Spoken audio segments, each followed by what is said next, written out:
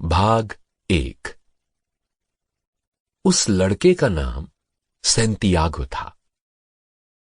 भेड़ों के झुंड की चरवाही करते हुए गिरजे तक पहुंचते पहुंचते शाम होने लगी थी।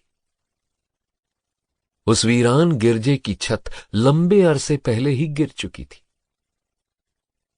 जहां कभी प्रार्थना हुआ करती होगी, उस जगह पर गूलर का एक घना पेड़ उग आया था। लड़के ने रात वहीं गुजारने का फैसला किया। उसने अपनी सारी भेड़ों को टूटे हुए दरवाजे के जरिए भीतर कर दिया और फिर दरवाजे को लकड़ियों के पट्टों से घेर दिया ताकि रात में भेड़ें भटकती हुई बाहर ना निकल जाएं। उस इलाके में वैसे तो भेड़िए नहीं थे, लेकिन एक बार ऐसा हुआ कि एक भेड़ रात को बाहर निकलकर रास्ता भटक गई। उसके बाद लड़के का अगला दिन भेड़ को ढूंढने में गुजर गया था। उसने अपनी जैकेट से फर्श को बुहार कर साफ किया और फिर वहीं लेट गया।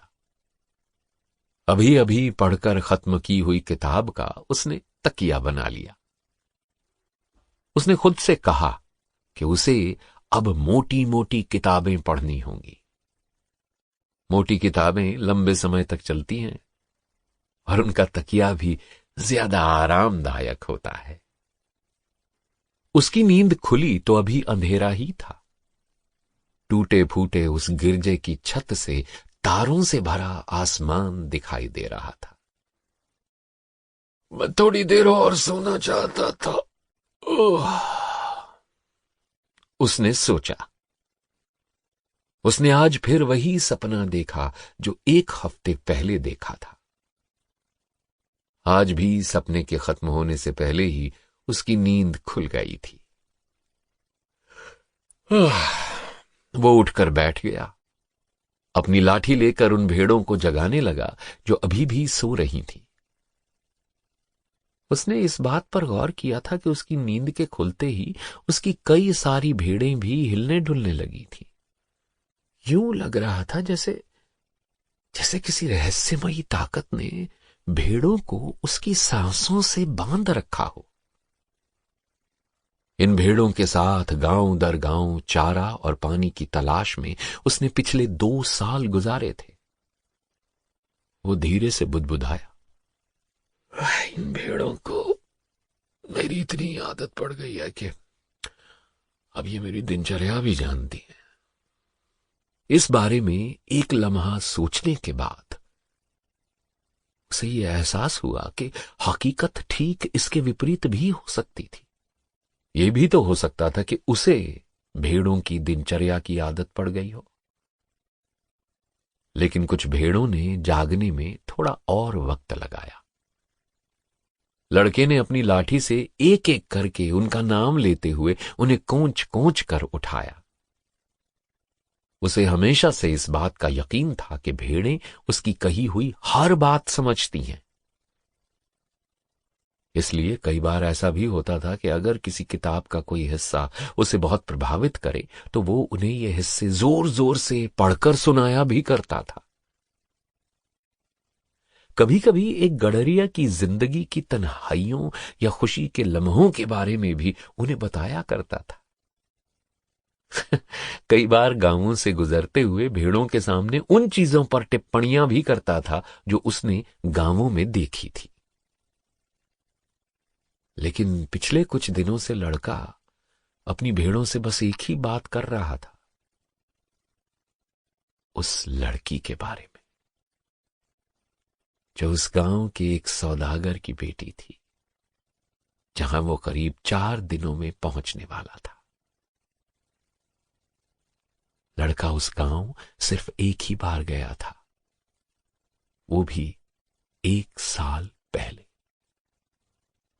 सौदागर एक दुकान चलाता था।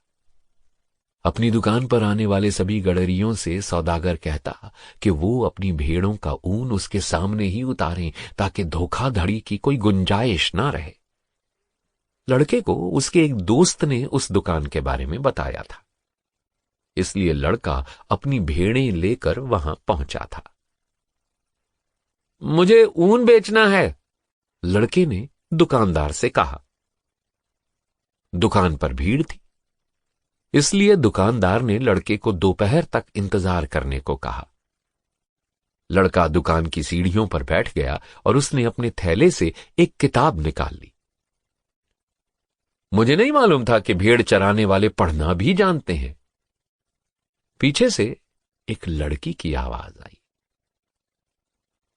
लड़की अंदलुसिया इलाके की बाकी लड़कियों की तरह ही थी, काले घने लंबे बाल और आंखें ऐसी कि जो बंजर प्रदेशों के विजेताओं की याद दिलाएं। सच तो यह है कि मैं किताबों से ज्यादा अपनी भेड़ों से सीखता हूं, लड़के ने जवाब दिया। अगले 2 घंटे दोनों बातें करते रहे और उसने बताया कि वो सौदागर की बेटी थी। उसने गांव की अपनी जिंदगी के बारे में भी बताया, जहां का हर दिन एक सा होता है। गडरिया ने उसे अंदलुसिया के ग्रामीण इलाकों के बारे में बताया और उन शहरों की भी खबरें सुनाई जहां से होता हुआ वो इस गांव पहुंचा था। भेड़ों के बजाय किसी इंसान से बात करना लड़के के लिए भी एक सुखद बदलाव था। तुमने पढ़ना कैसे सीखा? लड़की ने बातचीत के दौरान पूछा। जैसे सब सीखते हैं, लड़के ने कहा। स्कूल में?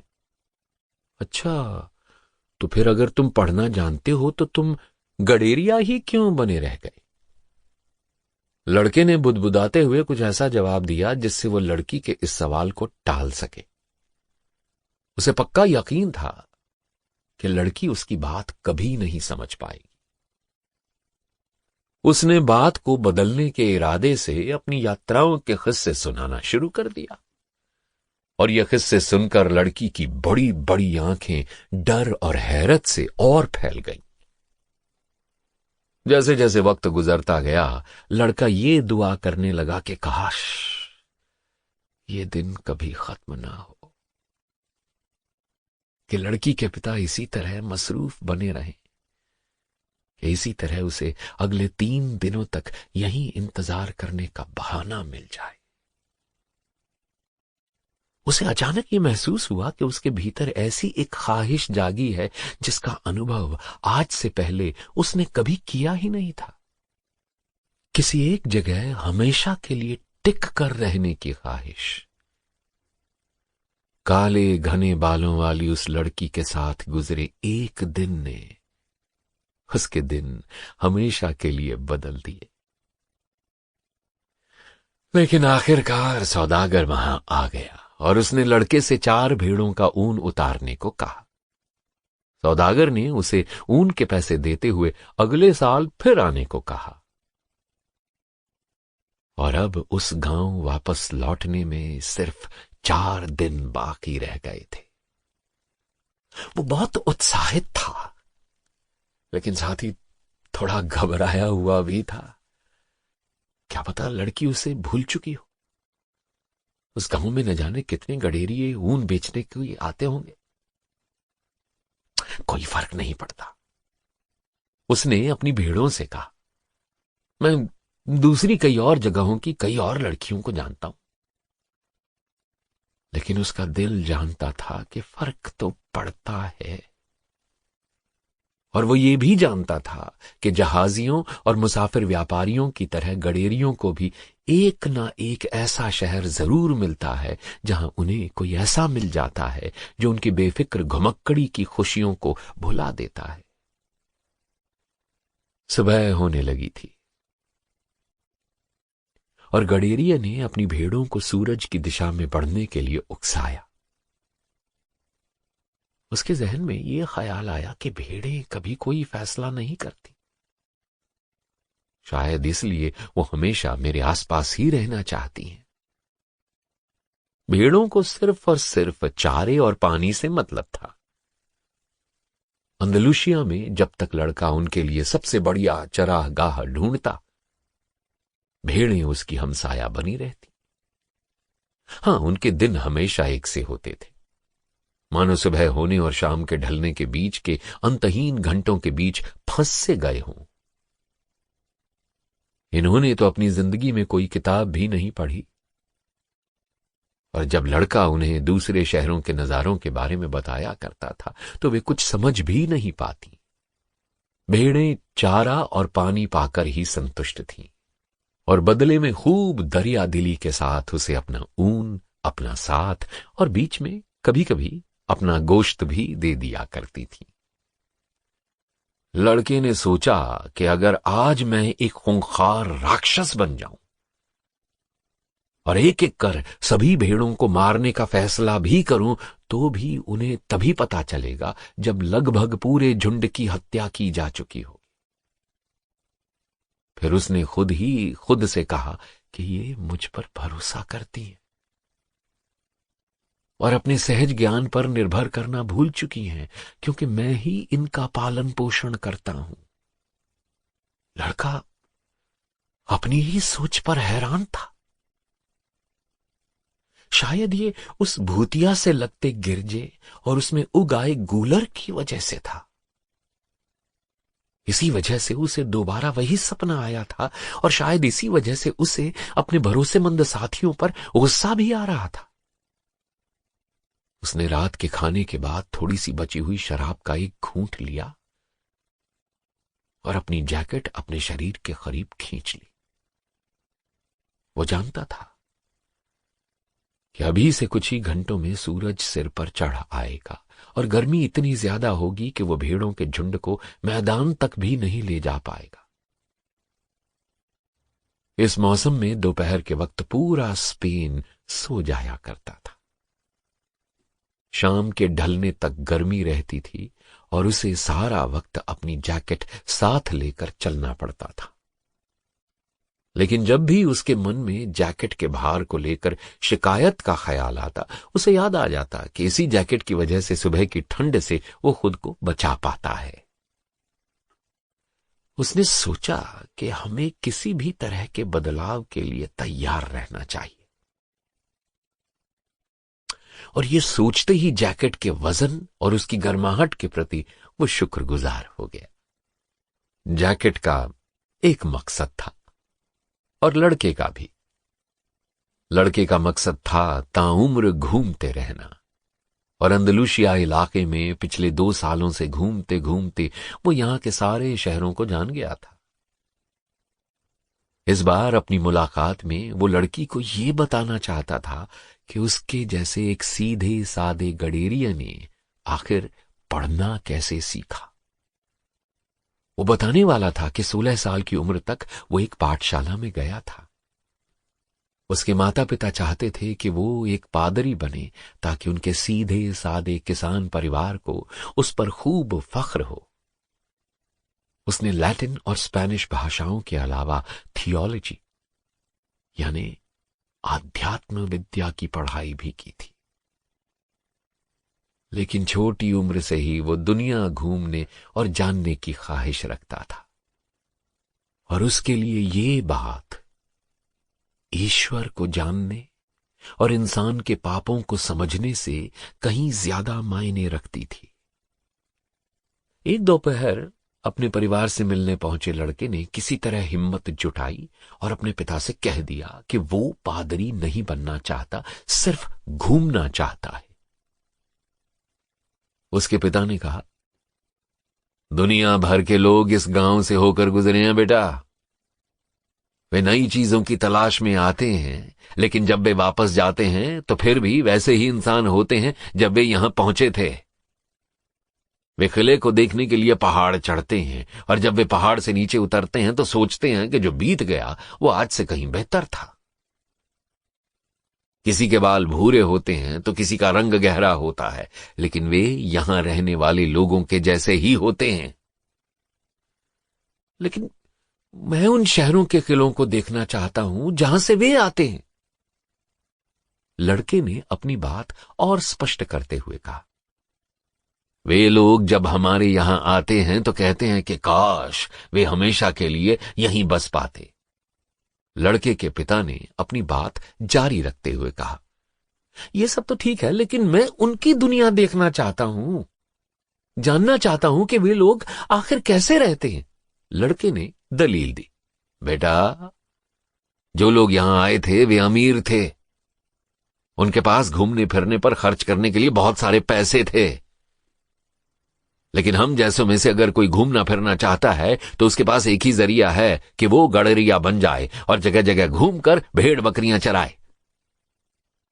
उसके पिता ने लड़के को समझाने की एक आखिरी कोशिश की। ठीक है, फिर मैं गडरिया ही बनूंगा। लड़के के शब्दों में एक किस्म का दृढ़ निश्चय था। उसके पिता ने फिर उससे आगे कुछ नहीं कहा। बस अगले दिन एक बटुए में सोने के 3 पुराने सिक्के डालकर उसने अपने बेटे के हाथ में दे दिया। ये सिक्के मुझे एक दिन खेत में पड़े हुए मिले थे। विरासत में तुम्हें मैं यही सिक्के देता। लेकिन खैर, अब तुम इनसे कुछ भेड़ें खरीद लो और उन्हें चराने के लिए नए नए चरागाहों की तलाश में निकल जाओ।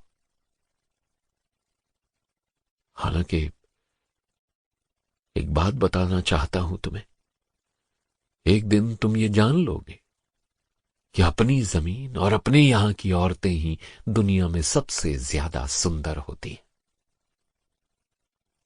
पिता ने बेटे को आशीष देते हुए कहा। उस एक पल न जाने क्यों लड़के को ऐसा महसूस हुआ कि उसके पिता की आंखों में भी पूरी दुनिया घूमने का एक सपना मौजूद था, और यह ख्वाब आज भी जिंदा है। यह और बात है कि इस सपने को दफना देना उसके पिता की मजबूरी रही होगी, लेकिन उस एक लम्हे उसे ये बात सच लगी थी कि हर साल पीने के लिए साफ पानी और पेट भरने को खाना जुटाने की मजबूरी में एक ही जगह डेरा डाल देने और रात गुजारने की मजबूरी भी उसके पिता की आंखों के इस सपने को पूरी तरह नहीं मार पाई थी। सूरज सिर पर चढ़ने लगा था और आसमान का रंग भी लाल से सुनहरा हो चुका था। पिता से हुई उस बातचीत की याद करके उसे बेहतर महसूस हुआ।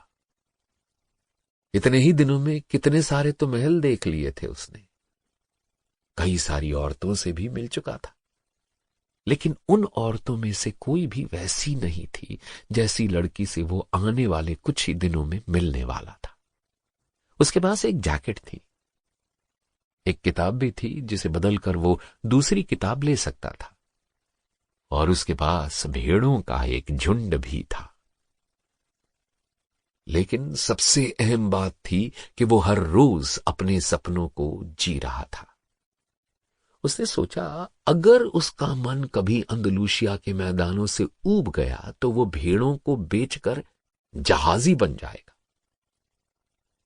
फिर समंदर की जिंदगी से ऊब जाने तक वो बहुत सारे शहरों को जान चुका होगा, कई सारे लोगों से, बहुत सारी औरतों से मिल चुका होगा। उसकी जिंदगी में अलग अलग किस्म की खुशियों के दूसरे मौके भी आ चुके होंगे। उसने चढ़ते गर्म सूरज से आंखें मिलाते हुए अपने आप से कहा, गुरुकुल में ईश्वर तो मुझे कभी नहीं मिलता। उसके लिए जब भी मुमकिन होता वो सफर के लिए हमेशा एक नई राह चुना करता था। टूट फूट कर खंडहर हो चुके उस गिरजे के आसपास से वो कई बार गुजरा तो था, लेकिन पहले कभी यहां रुका नहीं था।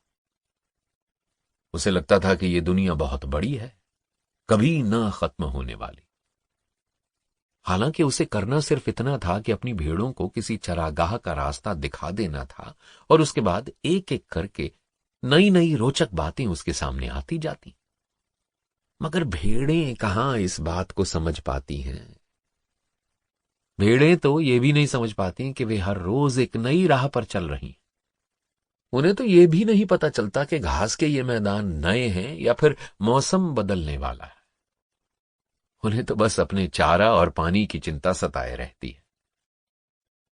शायद हम सब भी तो ऐसे ही हैं, लड़के ने सोचा। यहां तक कि मैं भी। मैंने भी तो उस सौदागर की बेटी से मिलने के बाद किसी और चीज के बारे में नहीं सोचा। सूरज को देखकर उसने अनुमान लगाया कि दोपहर होने तक वो तरीफा पहुंच जाएगा। वहां पहुंचकर अपनी पुरानी किताब के बदले मोटी सी कोई किताब लेगा, शराब की बोतल पूरी की पूरी भर लेगा, दाढ़ी के साथ साथ अपने बाल भी बनवाएगा। उस लड़की से मिलने की तैयारी भी तो करनी है। वो अपने जहन में ये बात लाना भी नहीं चाहता था कि उससे पहले किसी गडरिये ने भेड़ों के एक बड़े झुंड के साथ आकर उस लड़की के पिता से लड़की का हाथ मांग लिया होगा। सपनों के पूरा होने की उम्मीद ही जिंदगी को रंगीन बनाती है। उसने एक बार फिर आसमान की ओर देखा। सूरज थोड़ा और चढ़ आया था। उसने अपनी चाल तेज कर दी। उसे अचानक याद आया कि तरीफा में एक बुजुर्ग औरत रहती है जो सपनों को बांचकर उनका मतलब निकालना जानती है। वो बुजुर्ग औरत लड़के को अपने घर के पिछवाड़े के एक कमरे में ले गई। इस कमरे और बाकी के घर को बीच में टंगा रंगीन झालर वाला पर्दा बांटे हुए था। कमरे में एक मेज थी और उसके साथ 2 कुर्सियां रखी हुई थी। दीवार पर प्रभु यीशु की तस्वीर टंगी हुई थी। कुर्सी पर बैठते ही उस बुजुर्ग महिला ने लड़के से बैठने के लिए कहा। उसके बाद लड़के के दोनों हाथों को अपने हाथों में थाम कर वो शांति से कुछ बुदबुदाने लगी। उसकी बुदबुदाहट बंजारों जैसी थी। लड़के को बंजारों से मिलने का तजुर्बा था। सफर के दौरान कई बार वो उससे रास्ते में मिले थे, लेकिन उनके पास भेड़ें नहीं होती थी। लोग कहा करते हैं कि बंजारों का पूरा जीवन दूसरों को ठगने में बीत जाया करता है। कुछ लोग तो ये भी कहते हैं कि शैतान के साथ उनका समझौता है। बंजारे बच्चों का अपहरण कर उन्हें खतरनाक और भूतिया अड्डों पर ले जाते हैं और उन्हें अपना गुलाम बना लेते हैं। बचपन में ऐसी ही कई कहानियां सुनाकर उसे इतना डराया गया था कि बंजारों की पकड़ में आने का डर उसके मन में अभी भी बैठा हुआ था। बुजुर्ग औरत ने लड़के के हाथों पर से अपनी नजरें बिना हटाए हुए कहा, वाह, मजेदार। और फिर वो चुप हो गई। लड़का घबरा गया। उसके हाथ कांपने लगे। उसे लगने लगा कि औरत उसके बारे में सब कुछ जान चुकी है। उसने जल्दी से अपने हाथ खींच लिए। मैं आपको अपना हाथ दिखाने नहीं आया था। उसने ऐसा कह तो दिया, लेकिन तुरंत ये भी सोचा कि वो यहां आखिर आया ही क्यों था। उसने सोचा, अच्छा तो ये रहेगा कि बिना कुछ पूछे इस औरत को बस इसकी फीस देकर यहां से किसी तरह निकल जाऊं। मैंने उस सपने को कुछ ज्यादा ही भाव दे दिया जो मुझे बार बार दिखाई दे रहा था। तुम यहां अपने सपनों के बारे में जानने के लिए आए थे ना? उस बुजुर्ग औरत ने कहा।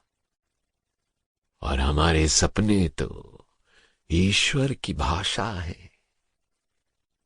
ईश्वर जब हमसे हमारी भाषा में बात करता है तो वो जो भी कहता है मैं तुम्हें अच्छी तरह से वो समझा सकती हूं। हां, अगर उसकी बातचीत तुम्हारी आत्मा से हो रही हो तो वो बातें सिर्फ तुम ही समझ सकते हो। खैर, मैं तुम्हें सलाह देने की अपनी फीस तो लूंगी ही। लड़के को लगा कि इसमें भी बुढ़िया की कोई चाल है। अगर चाली है तो कोई बात नहीं, एक और सही।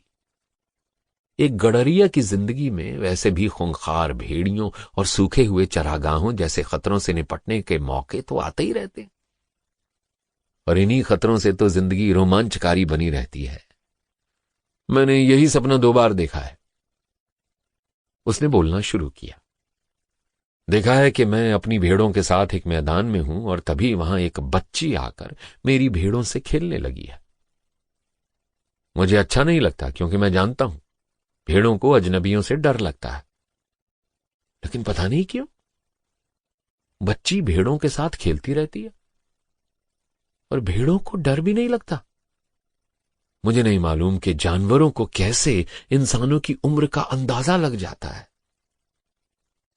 मुझे अपने सपने के बारे में जरा तफसील से बताओ, उस बुजुर्ग औरत ने कहा। मैं जानती हूं कि तुम्हारे पास कोई ज्यादा पैसे तो होंगे नहीं, ऊपर से मुझे खाना भी पकाना है, इसलिए मैं तुम्हें बहुत समय भी नहीं दे सकती। उस बूढ़ी औरत की बात उसे अच्छी नहीं लगी, लेकिन फिर भी उसने अपनी बात को आगे बढ़ाया। वो बच्ची बहुत देर तक मेरी भेड़ों से खेलती रही और फिर अचानक उसने मेरे दोनों हाथों को थाम लिया और मुझे पिरामिडों के देश मिस्र की ओर ले गई। कुछ लम्हों के लिए वो चुप हो गया। शायद वो ये अनुमान लगाना चाह रहा था कि उस बूढ़ी औरत को मिस्र और पिरामिडों के बारे में कुछ मालूम है भी या नहीं। लेकिन औरत खामोश रही। और उसके बाद मिस्र के पिरामिडों में लड़के ने अपनी बात को रुक रुक कर कहा, ताकि वो बूढ़ी औरत उसकी बात अच्छी तरह समझ सके। उस बच्ची ने फिर मुझसे कहा कि तुम्हें यहां छुपा हुआ खजाना मिलेगा, और लड़की जैसे ही मुझे छिपा हुआ खजाना दिखाने ले जाने लगी, मेरी नींद खुल गई। दोनों बार ठीक ऐसा ही हुआ। बुजुर्ग औरत कुछ देर खामोश रही। फिर उसने लड़के के दोनों हाथों को एक बार और ध्यान से देखा, और फिर उसने लड़के से कहा, मैं अभी तुमसे कोई फीस नहीं लूंगी, लेकिन अगर खजाना मिल जाए तो उसका 10वां हिस्सा तुम मुझे लाकर दे देना। लड़का हंस पड़ा। थोड़ा खुश भी हुआ कि खजाना चाहे मिले ना मिले, कम से कम इस वक्त उसके पास जो भी पैसे हैं वो इस बूढ़ी औरत से बच जाएंगे। इस सपने का क्या मतलब हो सकता है, ये तो बता दो। बताऊंगी, लेकिन पहले तुम मुझसे ये वादा करो कि मैं तुम्हें जो कुछ भी बताऊंगी उसके बदले तुम मुझे अपने खजाने का 10वां भाग दोगे। बुढ़िया ने कहा। उस लड़के ने वादा किया। बुढ़िया ने उससे प्रभु यीशु की तस्वीर की ओर देखकर कसम खाने को कहा। फिर उसने आगे कहना शुरू किया। दुनिया की भाषा में ये एक सपना है, बहुत मुश्किल है, लेकिन मैं इसकी व्याख्या कर सकती हूं, क्योंकि ये बहुत मुश्किल है। इसलिए खजाने के हिस्से पर मेरा अधिकार बनता है। मुझे लगता है कि तुम्हें पिरामिडों के देश मिस्र जरूर जाना चाहिए। मैंने उनके बारे में कभी नहीं सुना, लेकिन एक बच्ची ने अगर तुम्हें पिरामिड दिखाए हैं तो वे जरूर कहीं ना कहीं होंगे। वहां तुम्हें वाकई में खजाना मिलेगा जरूर, और तुम एक बहुत अमीर आदमी बन जाओगे। लड़के को हैरानी हुई। गुस्सा भी आया उसे। ये सुनने के लिए थोड़ी ना वो इतनी दूर से इस औरत को ढूंढते हुए आया था। लेकिन फिर अचानक उसे याद आया कि उसे एक भी पैसा नहीं खर्च करना पड़ा है। लेकिन सिर्फ इतना जानने के लिए मुझे अपना समय बर्बाद करने की कोई जरूरत नहीं थी। उसने कहा, मैंने तो तुमसे कहा ही था कि तुम्हारे सपने की ठीक ठीक व्याख्या करना बहुत मुश्किल काम है। लेकिन इतना समझ लो कि बहुत साधारण सी दिखने वाली चीजें ही हमारे जीवन में असाधारण होती हैं। लेकिन इस बात को बहुत कम और बहुत अक्लमंद लोग ही समझ पाते हैं। मैं इतनी अक्लमंद नहीं हूं।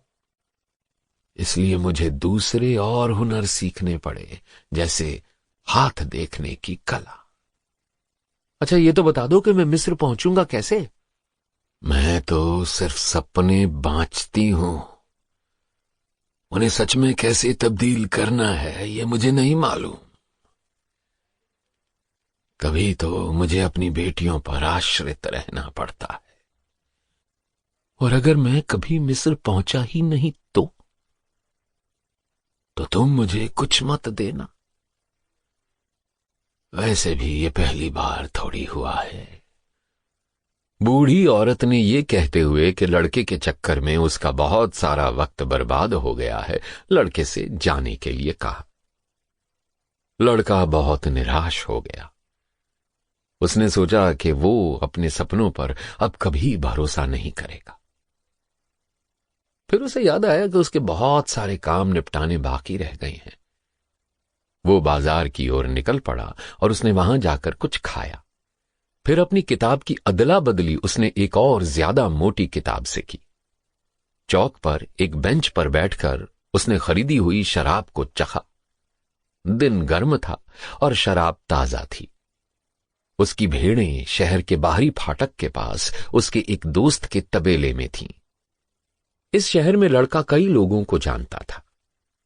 अपनी घुमंतू जिंदगी की ये एक और बात उसे अच्छी लगती थी कि उसे हमेशा नए दोस्त बनाने का मौका मिलता था। ये ऐसे दोस्त थे जिनके साथ उसे अपना सारा वक्त गुजारने की जरूरत नहीं थी।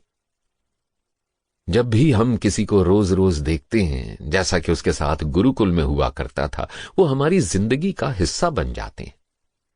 और जब वे हमारी जिंदगी का अभिन्न हिस्सा बन जाते हैं, तब वे अपने अनुसार आपको बदलना चाहते हैं, आप में बदलाव लाना चाहते हैं। अगर आप उनकी मर्जी के मुताबिक खुद को नहीं ढाल पाते तो वे नाराज हो जाते हैं। हर इंसान ये तो चाहता है कि दूसरे लोगों को अपनी जिंदगी कैसे गुजारनी चाहिए, लेकिन खुद की जिंदगी कैसे जी जाए ये उसे मालूम नहीं होता। उसने सोचा कि सूरज थोड़ा और नीचे उतर आए तो मैदान के रास्ते वो अपनी भेड़ों को लेकर उस गांव की ओर चल देगा जहां आज से 3 दिन बाद उसकी मुलाकात सौदागर की बेटी से हो पाएगी। उसने नई किताब पढ़ना शुरू कर दिया। पहले ही पन्ने पर एक लाश को दफनाने का मंजर था। जो किरदार उस मंजर में शामिल थे, उनके नामों का उच्चारण करना बहुत मुश्किल था। लड़के ने सोचा कि अगर कभी वो किताब लिखेगा तो एक बार में एक ही किरदार से पाठकों को रूबरू कराएगा, जिससे पाठकों को बहुत सारे नाम याद न करने पड़े। थोड़ी देर के बाद उसने और मन लगाकर पढ़ना शुरू किया और फिर धीरे धीरे उसे किताब अच्छी लगने लगी। किताब के उस हिस्से में कब्रगाह में बहुत बर्फबारी हो रही थी। उस सर्द मौसम के बारे में सोचकर उसे अच्छा लगा। वो और भी तन्मयता के साथ पढ़ने ही लगा था कि एक बुजुर्ग आदमी उसके पास आकर बैठ गया। ये लोग आखिर क्या कर रहे हैं? चौक पर चलते लोगों की तरफ इशारा करते हुए उस बूढ़े आदमी ने लड़के से बात शुरू करने के इरादे से पूछा। काम कर रहे? उसने बड़ी बेरुखी से कहा। लड़का दिखावा तो किताब में डूबे होने का कर रहा था, लेकिन हकीकत में उसका मन सौदागर की बेटी के सामने अपनी भेड़ों के बदन से ऊन उतारने के बारे में सोच रहा था, ताकि वो लड़की को ये दिखा सके कि उसे मुश्किल काम करने भी आते हैं। मन ही मन न जाने कितनी बार वो इस एक दृश्य को अपनी कल्पना में दोहरा चुका था। अपनी कल्पना में जितनी बार उसने लड़की को यह बताया कि भेड़ का ऊन कैसे पीछे से आगे की ओर उतारा जाता है, उतनी ही बार उसने लड़की को अपनी ओर मंत्रमुग्ध होकर निहारते हुए देखा था। लड़का ऊन उतारते हुए लड़की को सुनाने के लिए कुछ अच्छी कहानियां याद करने की भी कोशिश कर रहा था। उन कहानियों में से कई उसने किताबों में ही पढ़ी थी, मगर वो उन्हें सुनाता इस तरह से था कि जैसे वो उसके अपने तजुर्बे के हिस्से हों। लड़की तो इस बात को कभी नहीं पकड़ पाएगी क्योंकि उसे पढ़ना नहीं आता। लड़का ऐसे ही बेतुके ख्यालों में डूबा हुआ था, लेकिन बुजुर्ग था कि लड़के से बातचीत करने को आतुर था। बूढ़े आदमी ने लड़के से कहा कि वो बहुत थका हुआ है और उसे प्यास भी लगी है, तो क्या वो लड़के की शराब की बोतल में से 2 घूंट पी सकता है? लड़के ने बोतल उसकी ओर बढ़ा दी, इस उम्मीद में कि शायद 2 घूंट पी लेने के बाद इस इंसान से उसे छुटकारा मिल जाएगा। लेकिन बूढ़ा तो जैसे उससे बात करने को तुला हुआ था। उसने लड़के से पूछा कि वो कौन सी किताब पढ़ रहा है। लड़के का मन तो किया कि वो बुढ़े को डांट लगा दे और वहां से उठकर किसी दूसरी बेंच पर जाकर बैठ जाए, लेकिन उसके पिता ने उसे हमेशा बड़ों का सम्मान करना सिखाया था। इसलिए उसने किताब बूढ़े की आंखों के सामने रख दी। इसके पीछे 2 वजहें थीं। पहली तो यह कि लड़के को किताब का नाम सही तरीके से बोलना नहीं आता था, और दूसरी ये कि अगर बूढ़े को पढ़ना नहीं आता होगा तो वो अपने आप शर्मिंदा होकर दूसरी बेंच पर चला जाएगा। इतना भर कहकर उस इंसान ने किताब को कुछ ऐसे उल्टा पलटा जैसे वो कोई अजीब सी चीज हो। ये किताब महत्वपूर्ण तो बहुत है, लेकिन पढ़ने वाले को बहुत परेशान कर देने वाली है, उस बूढ़े आदमी ने कहा। लड़का हैरान हो गया। यानी इस आदमी को पढ़ना आता है और उसने ये किताब पढ़ रखी है। बूढ़ा अपनी बात कहता रहा। इस किताब में लिखा है कि लोग अपनी निजी नियतियां खुद नहीं चुन सकते, और आखिर में यह किताब कहती है कि लोग दुनिया के इस सबसे बड़े झूठ पर यकीन भी करने लगते हैं। दुनिया का सबसे बड़ा झूठ आखिर क्या है? लड़के ने हैरान होकर पूछा। ये कि हमारी जिंदगी में ऐसा एक वक्त आता है जब हमारे साथ जो भी हो रहा होता है उस पर हमारा बस नहीं चलता, और तब हमारी जिंदगी की कमान हमारी किस्मत के हाथों में चली जाती है। ये है दुनिया का सबसे बड़ा झूठ। लेकिन मेरे साथ तो ऐसा कभी नहीं हुआ, लड़के ने दलील दी। मेरे घर वाले मुझे पादरी बनाना चाहते थे, लेकिन मैंने खुद तय किया कि मैं गडरिया बनूंगा, और मैं गडरिया ही बना। यह तो बड़ी अच्छी बात है। वो इसलिए क्योंकि तुम्हें घूमना फिरना पसंद है, बूढ़े ने कहा। लगता है इस आदमी को पता है कि मैं क्या सोच रहा था, लड़के ने खुद से कहा। इस दौरान वो बुजुर्ग आदमी किताब के पन्ने पलटने लगा था, और पता नहीं क्यों लड़के को लग रहा था कि इस आदमी का इरादा उसकी किताब लौटाने का नहीं है। अचानक लड़के का ध्यान उस आदमी के कपड़ों पर गया। वो लगता तो अरब था, और अरबों का यहां होना कोई बहुत असाधारण बात नहीं थी। तरीफा अफ्रीका से बस चंद घंटे दूर है। वहां पहुंचने के लिए नाव से पानी के रास्ते खाड़ियों से होकर गुजरना पड़ता था। अरब लोग कुछ खरीदते बेचते हुए या फिर अलग अलग तरह से सजदे करते हुए अक्सर इस शहर में दिखाई पड़ जाते थे। आप कहां से आए हैं? लड़के ने पूछा। कई जगहों से, बूढ़े आदमी ने जवाब दिया। कोई कई सारी जगहों से कैसे हो सकता है? लड़के ने कहा। मैं एक गडरिया हूं, अलग अलग जगहों पर घूमा हूं, हालांकि मैं हूं एक ही जगह से, उस मशहूर शहर से जो पुराने किले के पास है। मैं वहीं पैदा हुआ था। हाँ, ठीक है, फिर तो यह कहा जा सकता है कि मैं सलेम से हूं, उस बूढ़े इंसान ने कहा। लड़का नहीं जानता था कि सलेम कहां है, लेकिन वो पूछना भी नहीं चाहता था। उसे डर था कि बूढ़े को समझ में आ जाएगा कि वो एकदम अज्ञानी है। लड़का अब घूमकर चौक की ओर देखने लगा। चौक की ओर से आते जाते लोग बहुत मसरूफ लग रहे थे, लेकिन कुछ सुराग हासिल करने के इरादे से उसने पूछा, अच्छा ये बताइए कि ये सलेम आखिर है कैसी जगह? ठीक वैसी जैसी हमेशा से थी। अब इस जवाब से लड़के को कुछ पता तो चला ही नहीं, लेकिन उसे इतना समझ में आ गया था कि सलीम अंदलूशिया में नहीं था, वरना उसने उस शहर के बारे में जरूर सुना होता। और अब सलीम में क्या करते हैं? अब लड़का इतनी जल्दी उस बूढ़े आदमी का पीछा नहीं छोड़ना चाहता था। मैं सलीम में क्या करता हूं?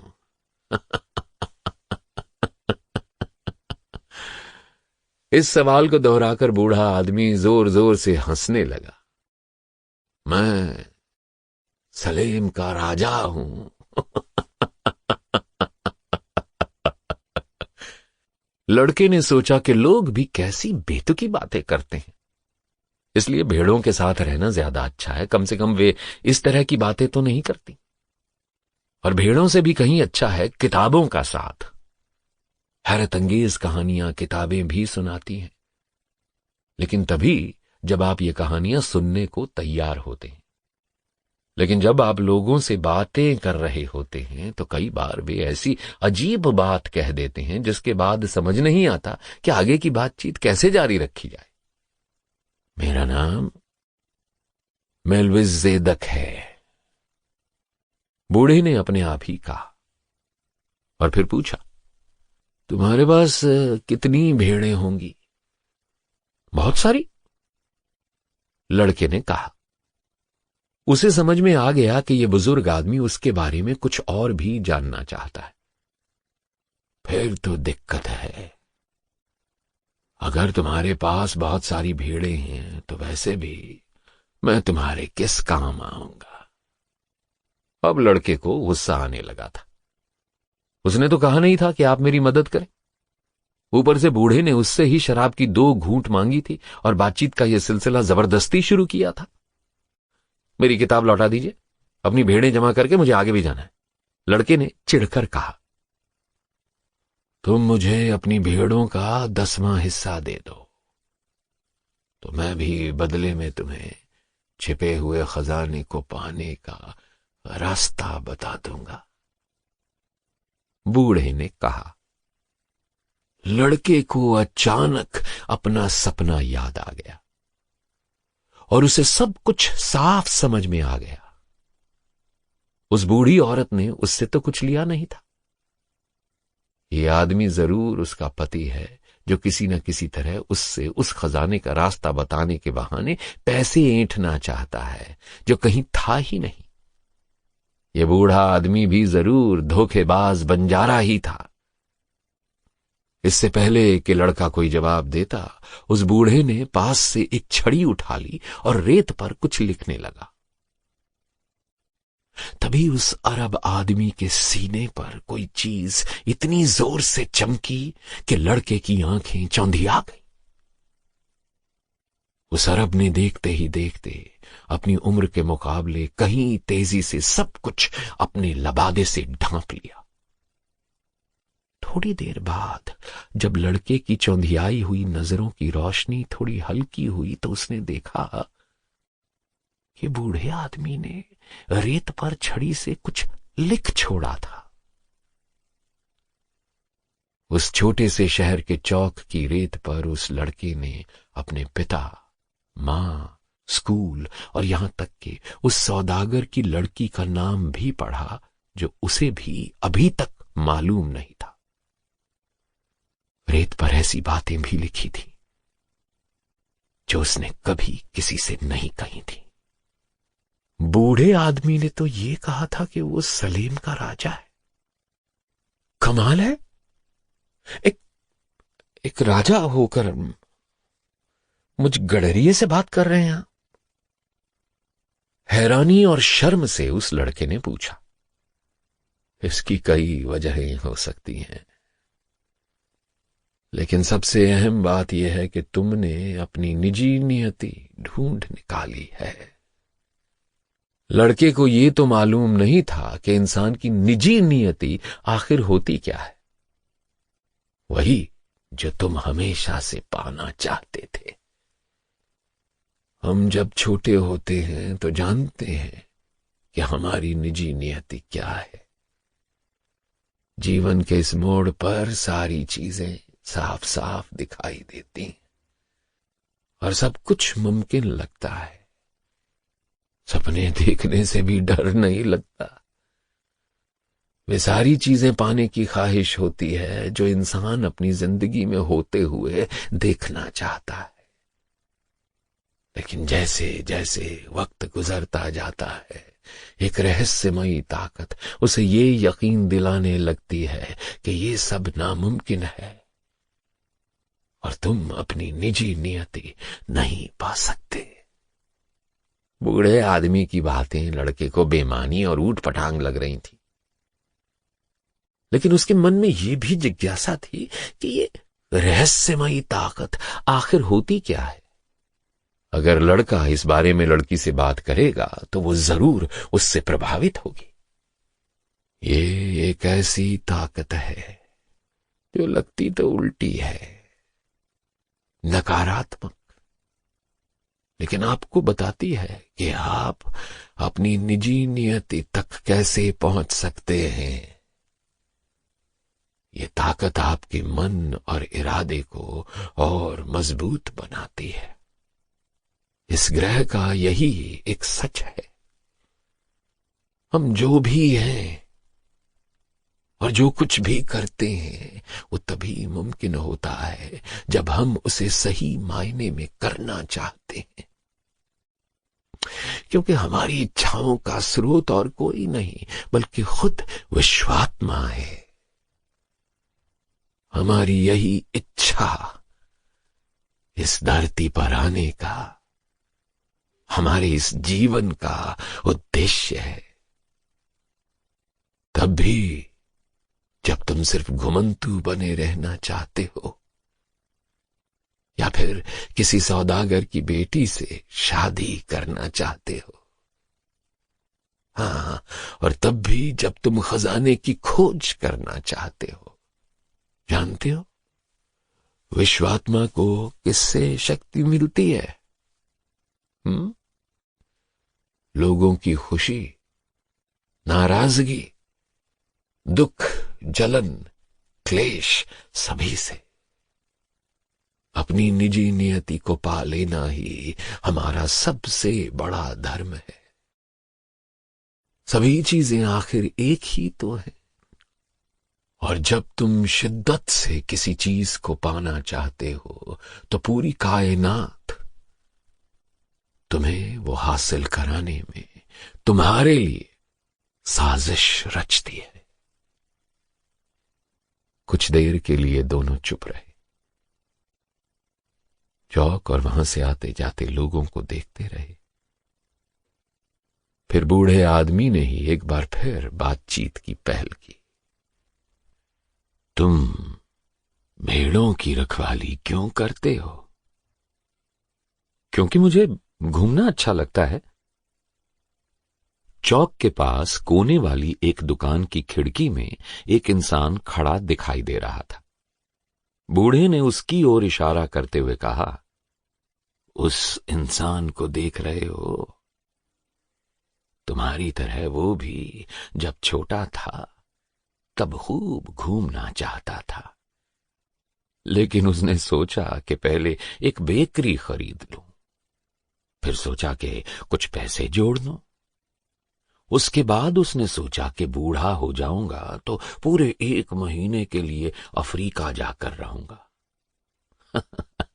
उसके मन में यह ख्याल आया ही नहीं कि आप अपनी जिंदगी में कभी भी अपने सपने पूरा कर सकते हैं।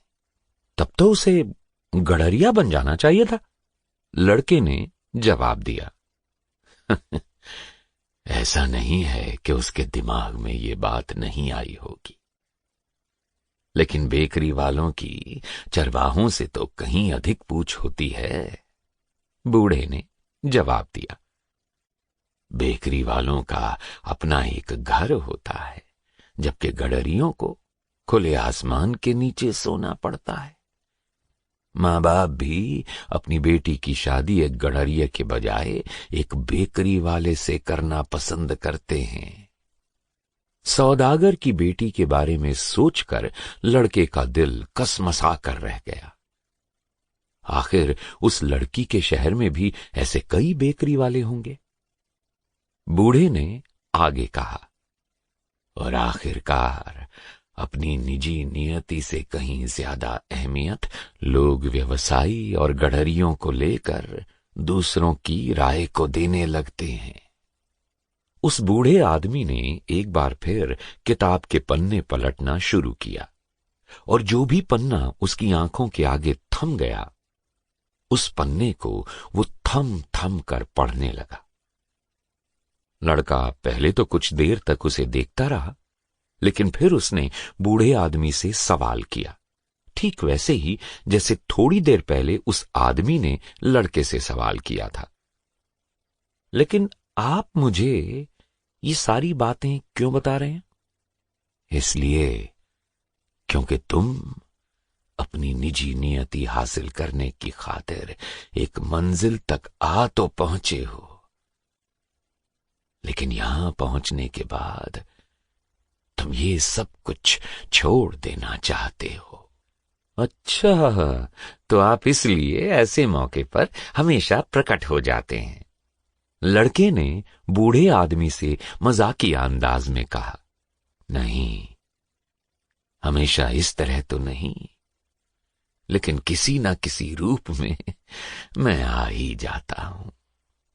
कभी किसी समस्या का निदान बनकर आता हूं, कभी किसी विचार के रूप में सामने आता हूं। मुसीबत के वक्त में चीजें आसान करने आता हूं। इसके अलावा भी मैं काफी कुछ करता हूं, लेकिन ज्यादातर लोगों को पता ही नहीं चल पाता कि मैंने उनके लिए क्या किया है। उस बुजुर्ग ने फिर आगे कहा, अभी कुछ ही दिन पहले मैं एक खान मजदूर के सामने एक पत्थर के रूप में आने को मजबूर हुआ। इसलिए क्योंकि वो मजदूर अपना घर बार त्याग कर पन्ना मणि की खोज में निकला था।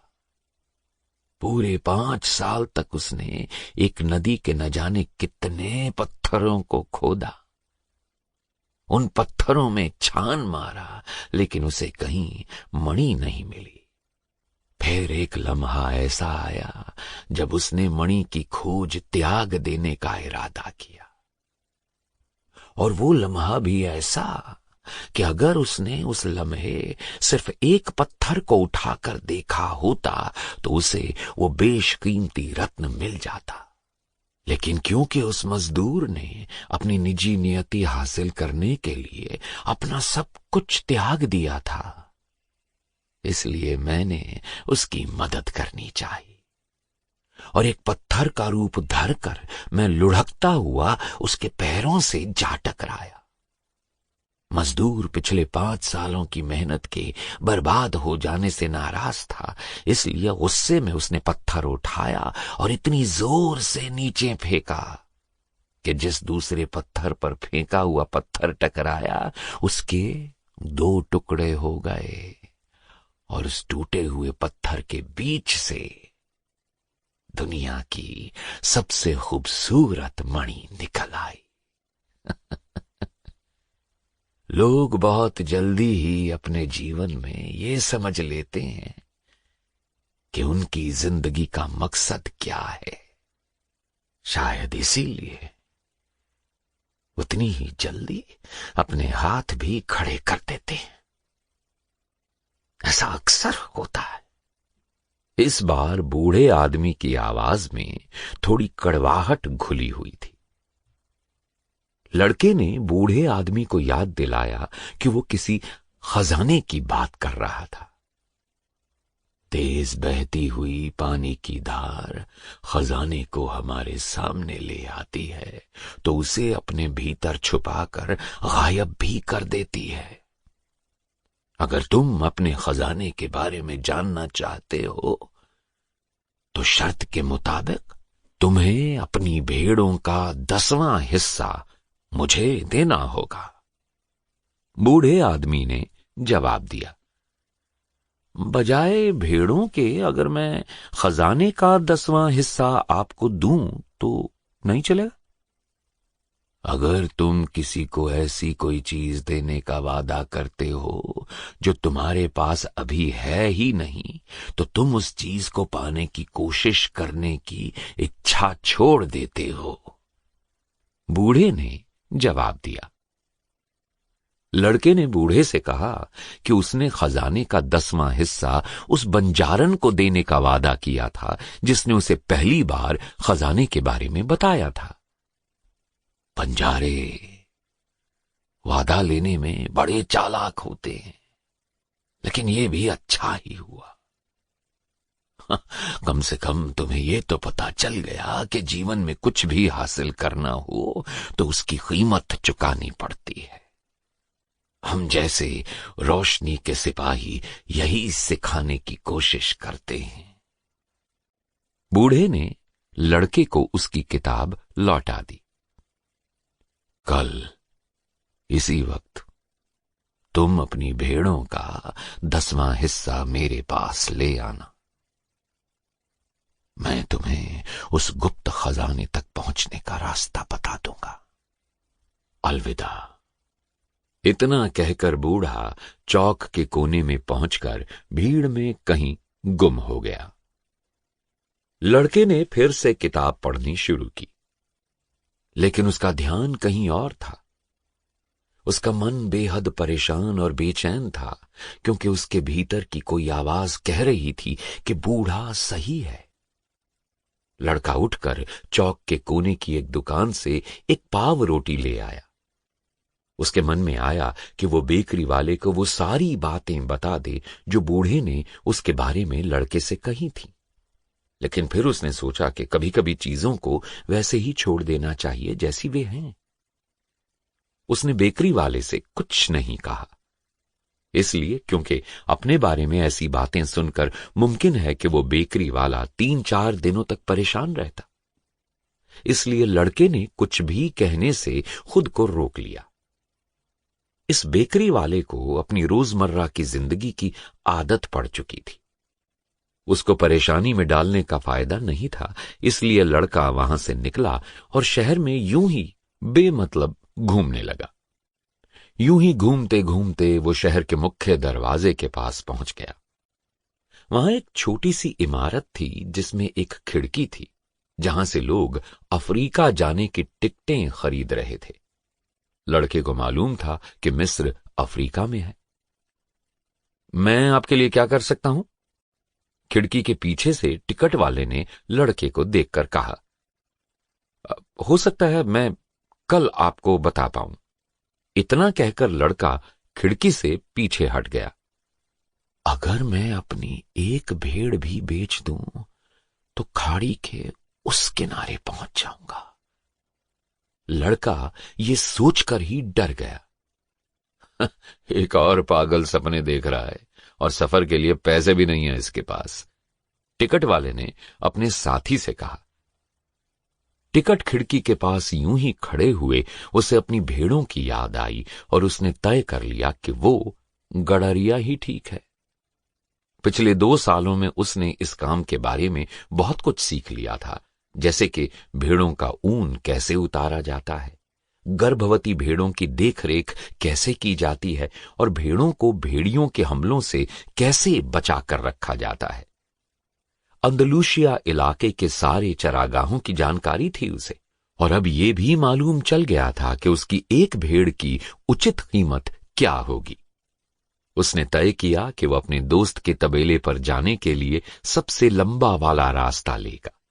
शहर की 4 दीवारी के पास से गुजरता हुआ वो थोड़ा रुक गया। वो एक ऊंचे पत्थर पर चढ़ गया जो दीवार की ऊंचाई के बराबर था।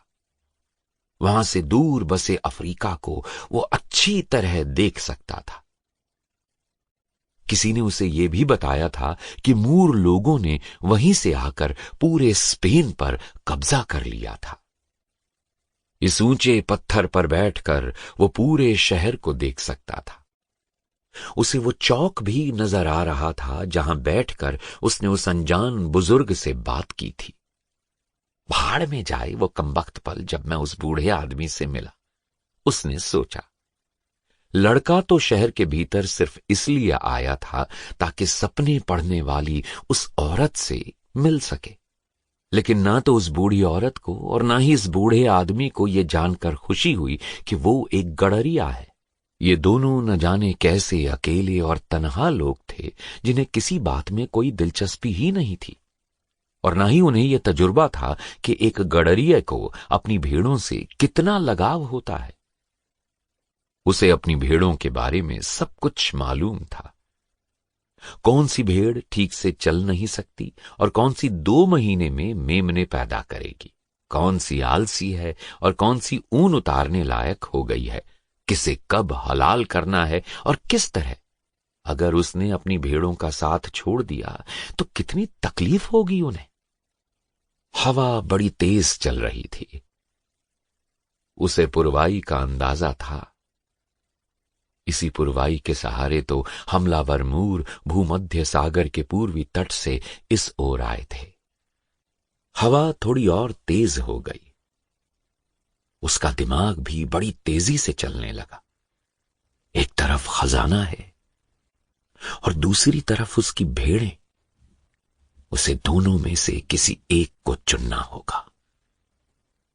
एक उसके पास है और दूसरे को वो हासिल करना चाहता है। उधर सौदागर की लड़की का ख्याल भी था, लेकिन उसकी अहमियत भेड़ों जितनी नहीं थी, क्योंकि लड़की भेड़ों की तरह उस पर निर्भर नहीं थी। बल्कि उस लड़की को तो शायद उसकी याद भी ना हो। उसे क्या याद होगा कि एक अजनबी गडरिया लड़का उससे किस दिन मिला था। उस लड़की के लिए तो हर दिन एक सा ही रहा होगा। न आज में कोई फर्क होगा न कल में। जब हर दिन पिछले दिन जैसा ही होता है तब ऐसा ही लगता है। लोग अक्सर सूरज के उगने के साथ आने वाले जीवन की अच्छी चीजों को पहचानना भूल जाते हैं। लड़के ने सोचा कि मैंने अपने माता पिता को छोड़ दिया, शहर चौबारों को छोड़ दिया। जैसे मुझे उनके बिना रहने की आदत पड़ गई है, वैसे ही उन्हें भी मेरे बिना रहने की आदत पड़ गई होगी। इसी तरह अगर मैं नहीं रहूंगा तो मेरी भेड़ों को भी मेरे बिना रहने की आदत पड़ जाएगी। जहां वो बैठा हुआ था वहां से चौक साफ दिखाई दे रहा था। लोगों का आना जाना लगा हुआ था।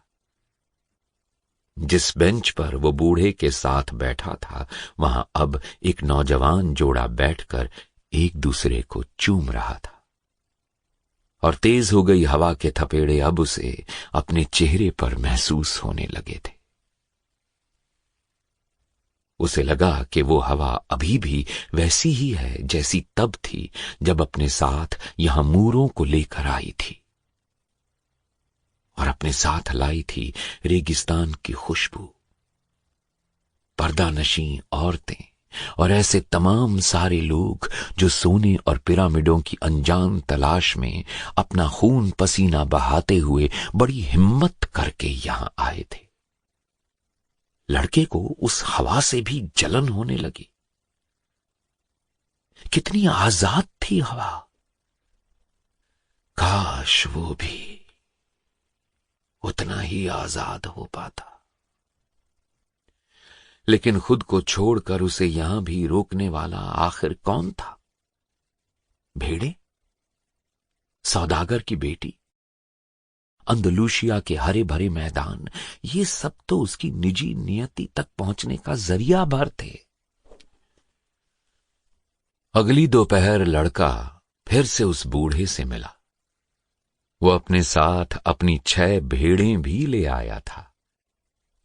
कमाल है, जैसे ही मैंने अपने एक दोस्त से बात की उसने तुरंत मेरी सारी भेड़ें खरीद ली और कहा कि वो हमेशा से गडरिया बनने का सपना देखा करता था। उसने कहा कि ये एक अच्छा शकुन है। हमेशा से यही होता आया है, बूढ़े आदमी ने कहा। इसे अनुकूलता का सिद्धांत कहते हैं। जब तुम पहली बार जुआ खेल रहे होते हो तो जरूर जीतते हो। इसे बिगिनर्स लक या शुरुआती सौभाग्य कहते हैं। और ऐसा क्यों होता है? इसलिए क्योंकि एक ऐसी ताकत है जो चाहती है कि तुम अपनी निजी नियति तक पहुंचो।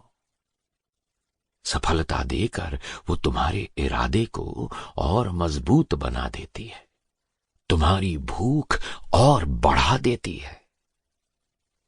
इतना कहकर बूढ़ा आदमी भेड़ों को देखने परखने लगा। उनमें से एक भेड़ अपाहिज थी। लड़के ने बूढ़े को समझाते हुए कहा, ये लंगड़ी जरूर है, लेकिन मेरी भेड़ों में सबसे तेज यही भेड़ है, सबसे ज्यादा ऊन भी देती है। लेकिन खजाना कहां है? आपने ये तो बताया ही नहीं। मिस्र के पिरामिडों के पास। लड़का चौंक पड़ा। उस बूढ़ी औरत ने भी तो यही बात कही थी, लेकिन उसने लड़के से 1 पैसा भी नहीं लिया था। तुम्हें खजाना मिल सके इसलिए तुम्हें कुछ शकुन चिन्ह पहचानने होंगे और उनका अनुकरण करना होगा। ईश्वर ने सबके लिए एक रास्ता बनाया है। अब ये तुम पर है कि तुम अपने रास्ते के शकुन चिन्हों की कैसे पहचान करते हो, उन्हें किस तरह समझ पाते हो। इससे पहले कि लड़का कोई जवाब दे पाता, एक तितली उन दोनों के बीच आकर फड़फड़ाने लगी। लड़के को अपने दादा की बात याद आ गई। वो कहा करते थे कि तितलियां अच्छा शकुन लाती हैं, जैसे कि झिंगुरों का होना किसी अच्छी संभावना का होना होता है, जैसे कि छिपकलियों और 3 पत्तों वाली घास के बीच किसी 4 पत्तियां घास का दिख जाना होता है। बूढ़ा तो जैसे उस लड़के का दिमाग पढ़ रहा था। एकदम सही, तुम्हारे दादा ठीक कहते थे, ये एक अच्छा शकुन है। इतना कहते हुए बूढ़े ने अपना लबादा खोला और लड़का हैरान रह गया। उस बूढ़े ने अपनी छाती पर सोने का एक भारी कवच पहन रखा था और उस कवच में हीरे जवाहरात लगे हुए थे। लड़के को तब समझ में आया कि कल जो चमक उसने देखी थी वो दरअसल इसी कवच की थी। बूढ़ा वाकई राजा था। चोरों से बचने के लिए उसने शायद ये रूप धर रखा था। फिर बूढ़े ने अपने कवच के बीच से एक सफेद और काले रंग का पत्थर निकाला और लड़के को सौंपते हुए कहा, इन पत्थरों को उरीम और थुम्मीम कहते हैं। काला रंग हां का प्रतीक है और सफेद ना का। जब भी तुम्हें अपने शकुन चिन्हों को समझने या उनको लेकर कोई फैसला करने में शंका होगी तो ये पत्थर तुम्हारी मदद करेंगे। इन पत्थरों से हमेशा हां या ना में ही सवाल करना और हो सके तो अपने फैसले खुद ही लेना। खजाना पिरामिडों में है, ये बात तो तुम्हें मालूम ही थी। मैंने तो 6 भेड़ों की मांग इसलिए की थी ताकि तुम्हारे इरादे को पक्के निश्चय में बदल सकूं।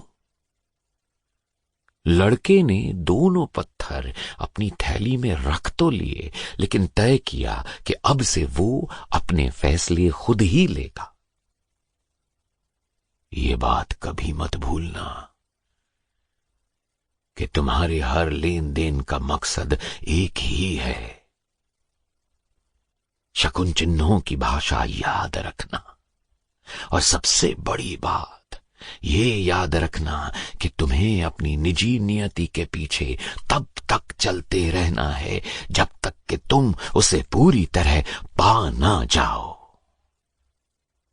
और सुनो, जाने से पहले मैं तुम्हें एक कहानी सुनाना चाहता हूं।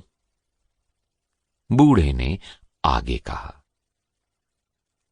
एक सौदागर ने अपने बेटे को दुनिया के सबसे ज़हीन इंसान के पास भेजा और कहा कि जाओ, उससे खुशी हासिल करने के राज लेकर आओ। लड़का 40 दिनों तक रेगिस्तान में भटकता रहा। फिर उसे एक ऊंची पहाड़ी पर वो खूबसूरत महल दिखाई दिया जहां वो समझदार इंसान रहता था। महल के अहाते में घुसते ही उसने देखा कि वहां कोई साधु संत तो है ही नहीं और न ही शांत सौम्य सा माहौल है वहां। बस बहुत सारे सौदागर आवाजाही कर रहे हैं। कुछ लोग इधर उधर कोनों में खड़े बात कर रहे थे। छोटा सा ऑर्केस्ट्रा संगीत की मीठी धुन बजा रहा था। महल के बड़े से हॉल के बीचों बीच रखी मेज पर उस देश के बेहतरीन और लजीज पकवान सजाकर रखे गए थे। वो ज़हीन इंसान एक एक करके हर इंसान से बात कर रहा था। उस लड़के की बारी 2 घंटों के बाद आई। ज़हीन इंसान ने बड़े ध्यान से लड़के की बात सुनी और उससे वहां आने की वजह पूछी। फिर उसने कहा कि उसके पास फिलहाल समय नहीं है, लेकिन अगर वो खुशियां पाने का राज जानने को इतना ही उत्सुक है तो 2 घंटे के बाद उसके पास आए। तब तक वो महल में घूम फिर सकता है। फिर उसने कहा, और इस बीच तुम एक काम करो। ज़हीन इंसान ने एक छोटे से चम्मच में 2 बूंद तेल डालकर उस लड़के से कहा, अब तुम इस चम्मच को पकड़े हुए पूरे महल में घूमो। ये ख्याल रखना कि चम्मच से तेल की एक भी बूंद गिरने ना पाए। लड़के ने महल में घूमना शुरू कर दिया। पहले उसने बहुत सारी सीढ़ियां चढ़ी, फिर नीचे उतरा, लेकिन इस बीच उसका सारा ध्यान चम्मच पर बना रहा। अपना ध्यान चम्मच पर बनाए रखने के बाद जब वो 2 घंटे बाद उसी हॉल में लौटा जहां उसकी मुलाकात ज़हीन इंसान से हुई थी। अच्छा, तुमने खाने वाले कमरे में टंगे हुए बेल बूटों वाले ईरानी पर्दे देखे या नहीं? ज़हीन इंसान ने लड़के से पूछा। तुमने वो बगीचा देखा जिसको संवारने में मेरे माली पिछले 10 साल से लगे हुए हैं? तुमने मेरी लाइब्रेरी में चर्मपत्र वाले ग्रंथ देखे ना? लड़के ने बड़ी शर्मिंदगी के साथ स्वीकार किया, ये सब तो नहीं देखा मैंने। मेरा ध्यान तो सिर्फ इस बात पर लगा हुआ था कि चम्मच से एक बूंद तेल जमीन पर गिरने ना पाए। तो वापस जाओ और मेरी दुनिया की सभी अद्भुत चीजों को देख कर आओ। अगर तुम किसी इंसान के रहने की जगह को ठीक से जानते तक नहीं तो उस इंसान का विश्वास भी नहीं कर सकते। ज़हीन इंसान ने लड़के से कहा। लड़के ने राहत की सांस ली। उसने चम्मच उठाया और एक बार फिर महल देखने निकल पड़ा। इस बार उसने छत और दीवारों पर बनी हुई नक्काशी देखी, बगीचे देखे, चारों ओर फैले हुए खूबसूरत पहाड़ देखे, फूलों की रंगत देखी, करीने और तरतीब से सजी हुई चीजें देखी और फिर ज़हीन इंसान के पास लौटकर उसने ये सारी बातें बड़ी तफसील से बताई। लेकिन मैंने तुम्हें जो तेल सौंपा था वो कहां है? ज़हीन इंसान ने लड़के से पूछा। लड़के ने चम्मच की ओर देखा। चम्मच बिल्कुल खाली था। मैं तुम्हें बस एक ही मशवरा दे सकता हूं। ज़हीनों से भी ज़हीन उस इंसान ने लड़के से कहा, खुशी पाने का बस यही राज है कि दुनिया की सुंदर से सुंदर चीजों को देखो भी, लेकिन चम्मच में रखी तेल की बूंदों को मत भूलो। गडरिये ने कुछ भी नहीं कहा। राजा की सुनाई कहानी उसे समझ में आ गई थी। एक गडरिये को भले ही घूमना फिरना पसंद है, लेकिन उसे अपनी भेड़ों को कभी नहीं भूलना चाहिए। उस बुजुर्ग आदमी ने लड़के की ओर देखा। उसके सिर के ऊपर अपने हाथों से कुछ अजीब से सांकेतिक चिन्ह बनाए और फिर अपनी भेड़ों को लेकर वहां से चला गया। तरीफा में सबसे ऊंचे पहाड़ पर मूरों का बनाया हुआ एक पुराना किला है। उसकी दीवारों पर चढ़कर अफ्रीका की एक झलक देखी जा सकती है। एक शाम सलीम के राजा मेल्विसदेक किले के प्राचीर पर बैठे थे। हल्की हल्की पुरवाई बहते हुए उनके चेहरे को सहला रही थी। पास चल रही भीड़ों में एक किस्म की अकुलाहट थी। वे अपने इस नए मालिक से घबराई हुई थीं। हालांकि उन्हें दुनिया में बस दो ही चीजों से मतलब था, चारा और पानी। लेकिन इस बदलाव की आशंका उन्हें महसूस हो रही थी। मेल्विसदेक ने एक छोटे से जहाज को बंदरगाह से बाहर जाते हुए देखा। राजा समझ गया कि अब उनकी मुलाकात उस गडरिये लड़के से कभी नहीं हो पाएगी, ठीक वैसे ही जैसे अब्राहम से दोबारा वो कभी नहीं मिल पाए थे। अब्राहम से भी तो राजा ने उसकी संपत्ति का 10वां हिस्सा लिया था। यही था उसका काम। देवताओं की तो कोई इच्छा होती नहीं और होनी भी नहीं चाहिए, क्योंकि उनकी कोई निजी नियति नहीं होती। लेकिन फिर भी उस लड़के के बारे में सोचकर सलेम के राजा ने उसकी सफलता की दुआ मांगी। राजा ने खुले आसमान की ओर देखते हुए कहा, हे ईश्वर, आपने कहा है और मैं भी जानता हूं कि ये झूठे दंभ की चरम सीमा है, लेकिन एक बूढ़े राजा को अपने ऊपर इतना सा घमंड करने का अधिकार तो हो ही सकता है। अफ्रीका कितना अजीब सा देश है, लड़के ने सोचा। वो एक मदिरालय में बैठा हुआ था। ये मदिरालय भी टैंजियर की तंग गलियों में मौजूद शराब खानों की तरह था। कुछ लोग हुक्का पी रहे थे।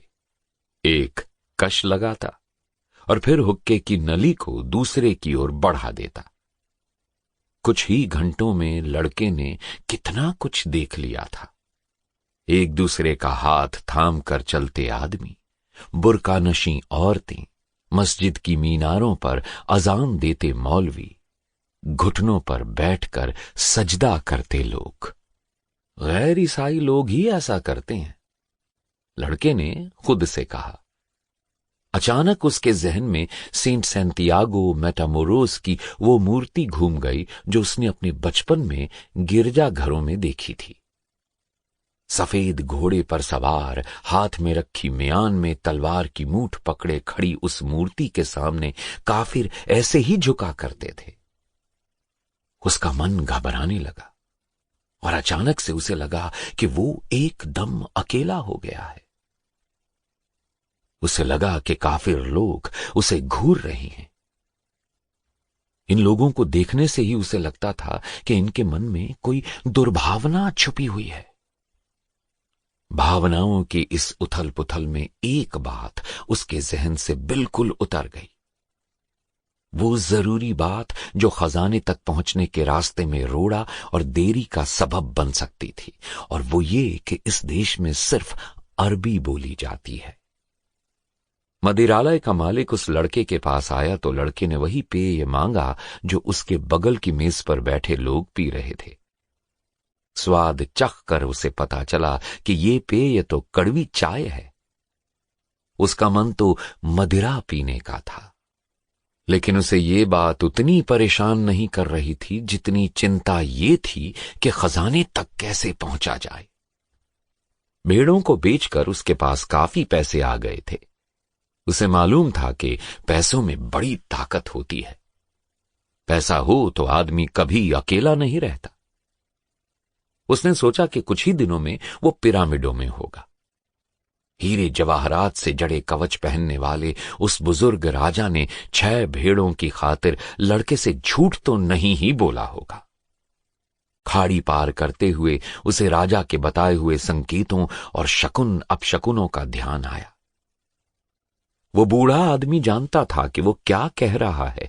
अंदलूशिया के मैदानों को पार करते हुए लड़के ने आकाश की ओर देखकर आगे का रास्ता तय करना सीख लिया था।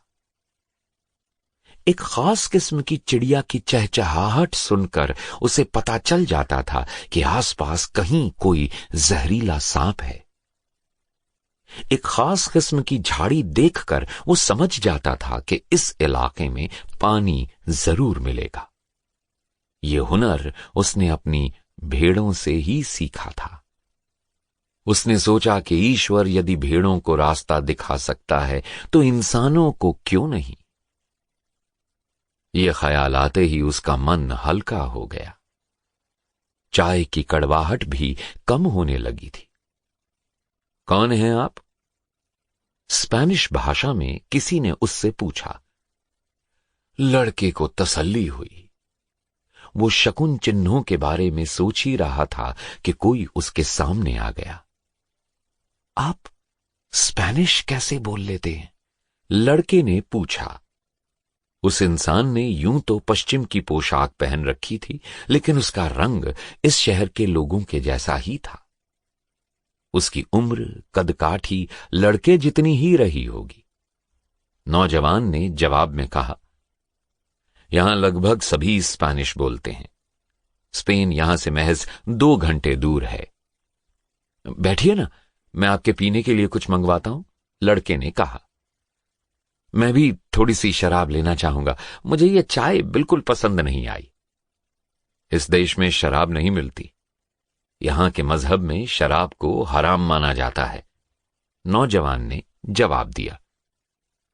लड़के ने शराब की बात वहीं रोककर उस युवक से कहा कि वो पिरामिड तक जाना चाहता है। उसकी जुबान पर खजाने की बात आ ही जाती, लेकिन ऐन वक्त पर उसने अपने आप को रोक लिया। अगर वो इस युवक से खजाने की बात कहता तो हो सकता है कि वो भी बदले में कुछ मांग लेता। उसे बुजुर्ग राजा की कही हुई एक बात याद आ गई। जो चीज फिलहाल तुम्हारे पास नहीं है, उसे देने या बांटने का सवाल ही कहां उठता है। मैं चाहूंगा कि तुम मुझे पिरामिडों तक ले चलो। अगर तुम मेरे गाइड बन जाओगे तो मैं तुम्हें इसके बदले अच्छा खासा मेहनताना भी दूंगा। तुम्हें मालूम भी है कि वहां पहुंचने के लिए क्या क्या करना पड़ता है? उस नौजवान ने लड़के से पूछा। लड़के ने ध्यान दिया कि इसी बीच मायखाने का मालिक उनके पास आकर खड़ा हो गया था और उनकी बातें सुनने लगा था। उसे थोड़ा अजीब लगा, लेकिन उसे एक गाइड मिलने वाला था और इस इंसान की मदद से वो पिरामिडों तक पहुंचने का अवसर खोना नहीं चाहता था। तुम्हें पूरा का पूरा सहारा रेगिस्तान पार करना पड़ेगा और इसके लिए तुम्हें बहुत सारे पैसे चाहिए होंगे। कितने पैसे हैं तुम्हारे पास?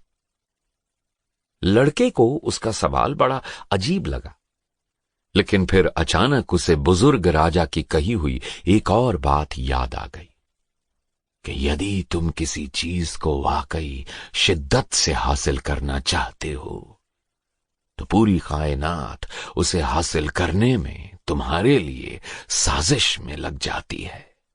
उसने अपनी थैली के पैसे निकालकर उस नौजवान को दिखाए। पास खड़े मायखाने के मालिक ने भी देखा। मालिक और उस नौजवान में आपस में अरबी भाषा में बातें की और उनके लहजे से लगा जैसे दोनों के बीच में झड़प हो रही है। चलो कहीं और चलते हैं, यहां का मालिक नहीं चाहता कि हम यहां बैठें, उस नौजवान ने कहा। लड़के को तसल्ली मिली। वो पैसे देने के लिए उठा ही था कि मालिक ने उसे रोक दिया और गुस्से में कुछ बोलने लगा। वैसे तो लड़का भी बलिष्ठ था। उसका मन हुआ कि उतनी ही ऊंची आवाज में वापस जवाब दे, लेकिन यह सोचकर चुप रह गया कि वो विदेश में है। उसके नए दोस्त ने उसे मालिक से दूर किया और उसे मायखाने से खींचकर बाहर ले आया। उसकी नजरें तुम्हारे पैसे पर थीं। नौजवान ने लड़के से कहा, टैंजियर पूरे अफ्रीका से अलग है। ये एक बंदरगाह है और हर बंदरगाह में अलग अलग किस्मों के ठग होते हैं। लड़के ने अपने इस नए दोस्त की बात मान ली। आखिर उसी ने तो लड़के को मैखाने की मुसीबत से बचाया था।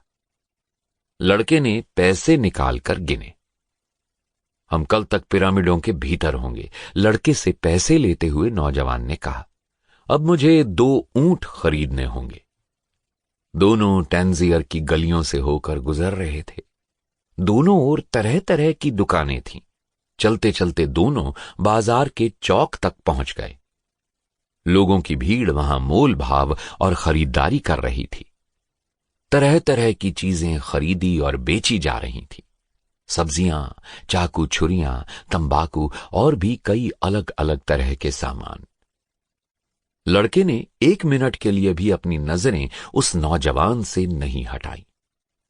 हटाता भी कैसे? उसका सारा पैसा उस नौजवान के पास था। उसके जी में आया कि अपना पैसा उस नौजवान से मांग ले, लेकिन ऐसा करना शायद सही नहीं हो। उसे वैसे भी इस नई जगह के तौर तरीकों के बारे में कुछ भी मालूम नहीं था। मैं उस पर नजर रखूंगा, लड़के ने खुद से कहा। वैसे भी उसमें उस नौजवान से ज्यादा ताकत थी। अचानक उसकी नजर एक चमकदार तलवार पर पड़ी। ऐसी तलवार उसने पहले कभी नहीं देखी थी। उस तलवार की म्यान में चांदी लगी हुई थी। तलवार की मूठ काले हीरे जवाहरातों से सजी हुई थी। लड़के ने मन ही मन खुद से यह वादा किया कि मिस्र से लौटते ही वो इस तलवार को जरूर खरीदेगा।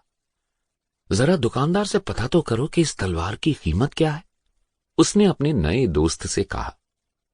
तभी उसे ख्याल आया कि तलवार देखने के चक्कर में उसकी निगाहें कुछ लम्हे के लिए उस नौजवान से हट गई थीं।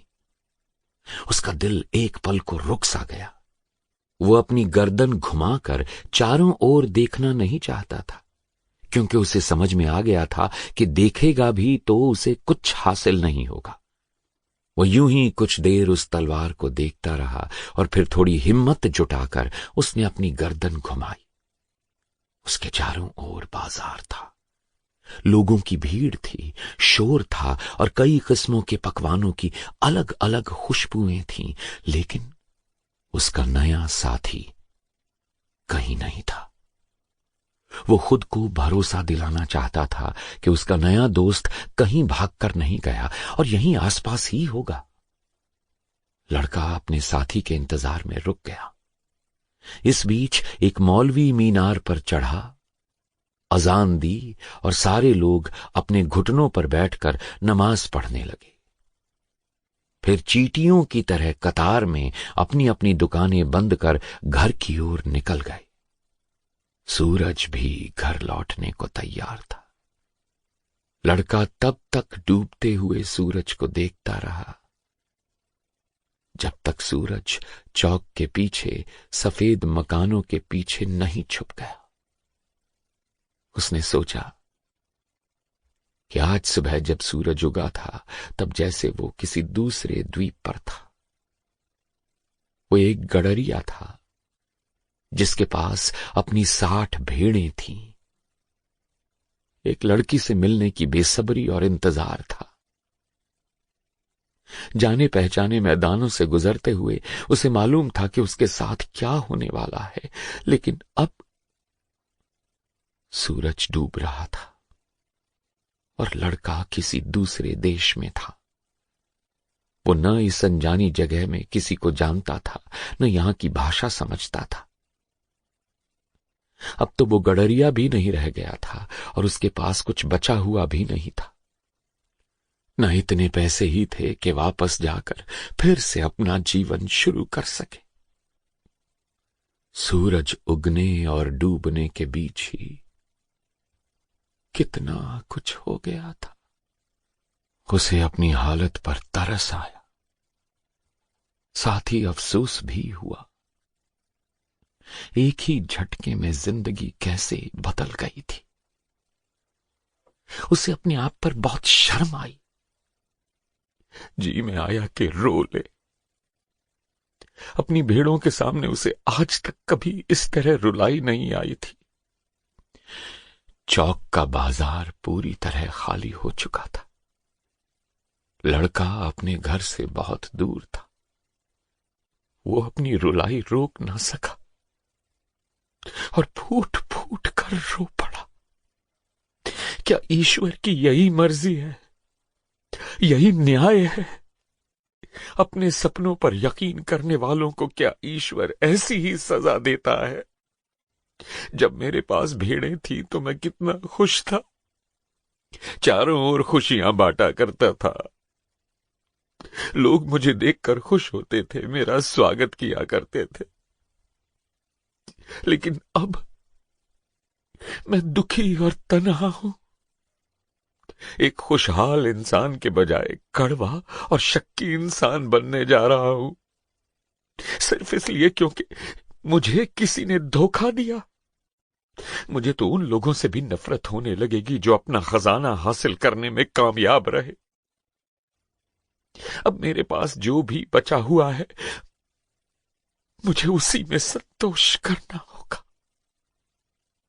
क्योंकि मैं अब दुनिया फतेह करने के काबिल नहीं रहा। उसने अपनी थैली खोली, इस उम्मीद में कि शायद कुछ बच गया हो। जहाज पर खाए जूठे सैंडविच का एक टुकड़ा बचा था बस, और कुछ बाकी था तो एक मोटी सी किताब, उसकी जैकेट और वे 2 पत्थर जो उस बुजुर्ग ने उसे दिए थे। न जाने क्यों उन पत्थरों को देखकर उसे राहत महसूस हुई। उसने इन पत्थरों को बेशकीमती रत्न माना था और इन्हीं दोनों पत्थरों के बदले उसने 6 भेड़ें भी गंवाई थी। उसने सोचा कि इन पत्थरों को बेचकर वापसी के टिकट खरीदे जा सकते हैं, लेकिन इस बार मैं बेवकूफ नहीं बनूंगा। और इतना सोचकर उसने दोनों पत्थर निकालकर थैली के बजाय अपनी जेब में रख लिए। उस नौजवान ने सही कहा था, ये शहर एक बंदरगाह है और ऐसे शहर में खूब ठग मिला करते हैं।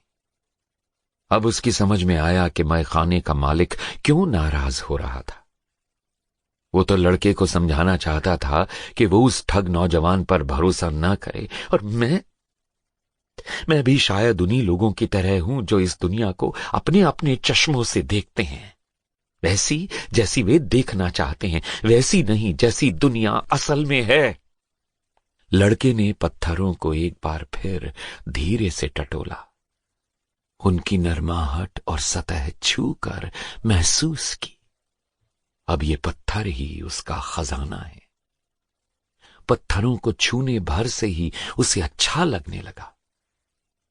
उसे बूढ़े आदमी की बात याद आई, जब तुम किसी चीज को शिद्दत से पाना चाहते हो तो पूरी कायनात तुम्हें उससे मिलाने में साजिश करने में लग जाती है, उसने कहा था।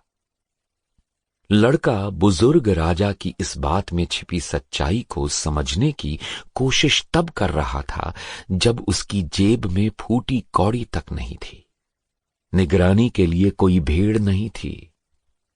तो लड़का वहां आखिर क्या कर रहा था? लेकिन ये पत्थर ही इस बात का सबूत थे कि उसकी मुलाकात किसी राजा से हुई थी, उस राजा से जो उसके गुजरे हुए दिनों के बारे में सब कुछ जानता था। ये पत्थर उरीम और थुम्मीम है और संकेतों को समझने में तुम्हारी मदद करेंगे, यही तो कहा था उससे उस बूढ़े राजा ने। लड़के ने पत्थरों को वापस थैली में डालकर एक प्रयोग करना चाहा। बूढ़े ने उससे सीधे सवाल पूछने को कहा था और यह भी कहा था कि सवाल पूछने से पहले उसे भी मालूम होना चाहिए कि वो आखिर चाहता क्या है। लड़के ने सबसे पहले यही सवाल पूछा, क्या उस बूढ़े राजा का आशीर्वाद अभी भी उसके साथ है? उसने एक पत्थर बाहर निकाला और जवाब था हां। क्या मुझे खजाना ढूंढने में सफलता हासिल होगी? उसने अगला सवाल पूछा। थैली में हाथ डालकर उसने दूसरे पत्थर को टटोलना चाहा। इस क्रम में दोनों पत्थर थैली के फटे हुए एक कोने से फिसलकर जमीन पर जा गिरे। लड़का तो ये जानता भी नहीं था कि उसकी थैली में कोई छेद भी है। पत्थरों को उठाने के लिए वो झुका ही था कि उसे बूढ़े राजा की कही हुई एक और बात याद आ गई। शकुन चिन्हों को पहचानना और उन पर चलना सीखो। पत्थरों का गिरना भी तो एक संकेत है। लड़का ये सोचकर मुस्कुराया। उसने दोनों पत्थर उठाकर वापस थैली में डाल दिए। थैली के फटे हुए छेद को सिलने के बारे में भी उसने नहीं सोचा। आखिर ये पत्थर जब चाहे गिर सकते हैं। उसने ये तो सीख ही लिया था कि कुछ बातों के बारे में ज्यादा पड़ताल नहीं करनी चाहिए, वरना आप अपने लक्ष्य से भटक सकते हैं। लड़के ने खुद से कहा, मैंने खुद से वादा किया था कि अपने फैसले खुद ही लूंगा। लेकिन पत्थरों ने उसे इतना एहसास तो दिला ही दिया था कि उसके साथ अभी भी बहुत कुछ है। इतना सोचकर ही उसे बड़ी तसल्ली हुई। उसने खाली चौक के चारों ओर नजर घुमाई। अब उसके मन की घबराहट पहले से बहुत कम हो चुकी थी। ये जगह नई जरूर थी, लेकिन अजनबी नहीं थी। आखिर वो भी तो यही चाहता था। यूं ही नई नई जगहें देखना चाहता था। ठीक है, पिरामिडों तक नहीं पहुंच पाया था वो, लेकिन अपनी जिंदगी में जितने गडरियों को जाना था उसने, उनमें से कोई भी उसकी तरह इतनी दूर भी कहां आ पाया था। उन्हें कहां ये बात मालूम थी कि सिर्फ 2 घंटे की दूरी पर ही दुनिया कितनी बदल जाती है। जिस चौक पर वो खड़ा था वहां सब कुछ कितना शांत था, जबकि थोड़ी ही देर पहले कितनी गहमा गहमी थी वहां। लेकिन लड़का उस नजारे को नहीं भूल सका था जब उसकी नजरें तलवार पर पड़ी थीं। उसे थोड़ा दुख भी हुआ, हालांकि वैसी तलवार उसने पहले कभी नहीं देखी थी। अपने मन की इन्हीं उलझनों के बीच उसे एहसास हुआ कि इस एक घटना के 2 पहलू हैं। या तो वो खुद को ठगी का शिकार मान ले, या फिर खुद को एक ऐसा साहसी नौजवान मान ले जो खजाने की खोज में निकला है। हां, मैं वो साहसी इंसान हूं जो खजाने की खोज में निकला है, उसने खुद से कहा। किसी ने लड़के को नींद से उठाया। वो वहीं बीच बाजार में ही सो गया था और अब चौक पर गहमा गहमी शुरू होने लगी थी। उसने नजरें घुमाकर देखा, उसकी भेड़ें कहां हैं? फिर उसे याद आया कि वो एक नई जगह पर है। लेकिन दुखी होने के बजाय इस बार उसे खुशी महसूस हुई। कम से कम उसे भेड़ों के लिए चारा और पानी जुटाने की जिम्मेदारी से मुक्ति तो मिल गई थी। अब वो बेफिक्री से खजाने की खोज में जुट सकता था। उसके पास 1 पैसा भी नहीं था, लेकिन खुद पर भरोसा बहुत था। उसने कल रात ही तय किया था कि वो एक ऐसा ही साहसी यायावर बनेगा जिनके बारे में आज तक वो किताबों में ही पढ़ता आ रहा था। वो बाजार में ही चलने फिरने लगा। दुकानदारों ने अपनी दुकानें लगाने का काम शुरू कर दिया था। लड़के ने एक मिठाई वाले की दुकान लगाने में मदद की। उस दुकानदार के चेहरे पर एक तसल्ली भरी मुस्कान थी, ठीक वैसी ही एक मुस्कान जैसी जिंदगी में अपने रोजमर्रा के कामों को एक ढर्रे और सलीके से करते रहने पर मिलती है। दुकानदार नए दिन की तैयारी कर रहा था। उसकी मुस्कुराहट देख लड़के को फिर से उसी बूढ़े राजा की याद आ गई। लड़के ने सोचा, ये मिठाई वाला इसलिए मिठाइयां नहीं बना रहा कि बहुत सारे पैसे कमाकर किसी व्यापारी की लड़की से शादी कर सके, बल्कि इसलिए बना रहा है क्योंकि वो यही काम करना चाहता है। उसकी समझ में अब ये बात अच्छी तरह से आ गई थी कि उस बूढ़े राजा की तरह ही वो भी ये अनुमान लगा सकता है कि कोई अपनी निजी नियति के पास पहुंच पाया है या अभी भी उससे दूर है। कितना आसान है ये पता कर पाना। लेकिन मैंने कभी ये जानने की कोशिश ही नहीं की, लड़के ने सोचा। जब दुकान पूरी लग गई तो सबसे पहले बनने वाली मिठाई उस दुकानदार ने लड़के को दी। लड़के ने मिठाई खाकर दुकानदार के प्रति अपना आभार जताया और अपने रास्ते निकल पड़ा। लड़का अभी थोड़ी ही दूर गया था कि उसे ध्यान आया कि दुकान लगाते हुए उन दोनों में से एक अरबी बोल रहा था और एक स्पेनिश। बावजूद इसके दोनों एक दूसरे की बातें खूब अच्छी तरह समझ पा रहे थे। यानी एक भाषा ऐसी भी होती है जो शब्दों की मोहताज नहीं होती। लड़के ने यह भी सोचा कि उसने अपनी भेड़ों के साथ भी तो यही महसूस किया था और अब इंसानों के साथ भी ऐसा ही एहसास हो रहा था। इन एहसासों में कई बातें ऐसी थीं जो नई नहीं थीं और जिन्हें लड़का पहले भी अनुभव कर चुका था, लेकिन उनके बारे में उसने कभी इतनी गहराई से नहीं सोचा था। शायद इसलिए इन बातों पर वो ध्यान भी नहीं देता था और उनका आदी हो चुका था। लड़के ने महसूस किया, अगर मैं बिना शब्दों का मतलब जाने इस अजनबी भाषा को समझ सकता हूं तो फिर मैं पूरी दुनिया को भी इसी तरह समझ सकता हूं। बड़ी तसल्ली से उसने तय किया कि वो टैंजियर की पतली गलियों से गुजरेगा, क्योंकि तभी वो शकुन चिन्हों को पढ़ने के अवसर हासिल कर पाएगा। वो जानता था कि इसके लिए उसे बहुत सारे धैर्य की जरूरत होगी, लेकिन चरवाहों के पास तो वैसे भी सब्र का खजाना होता है। एक बार फिर उसे महसूस हुआ कि अपनी भेड़ों के साथ रहते हुए उसने जितने भी पाठ पढ़े थे इस अजनबी जमीन पर उसके काम आ सकते थे। सब एक ही तो हैं। बूढ़े आदमी ने ये भी तो कहा था। दिन चढ़ चुका था और तब जाकर उस क्रिस्टल व्यापारी की नींद खुली। आज भी उसे वही चिंता सताए जा रही थी जो हर सुबह उसके माथे पर आकर सवार हो जाती थी।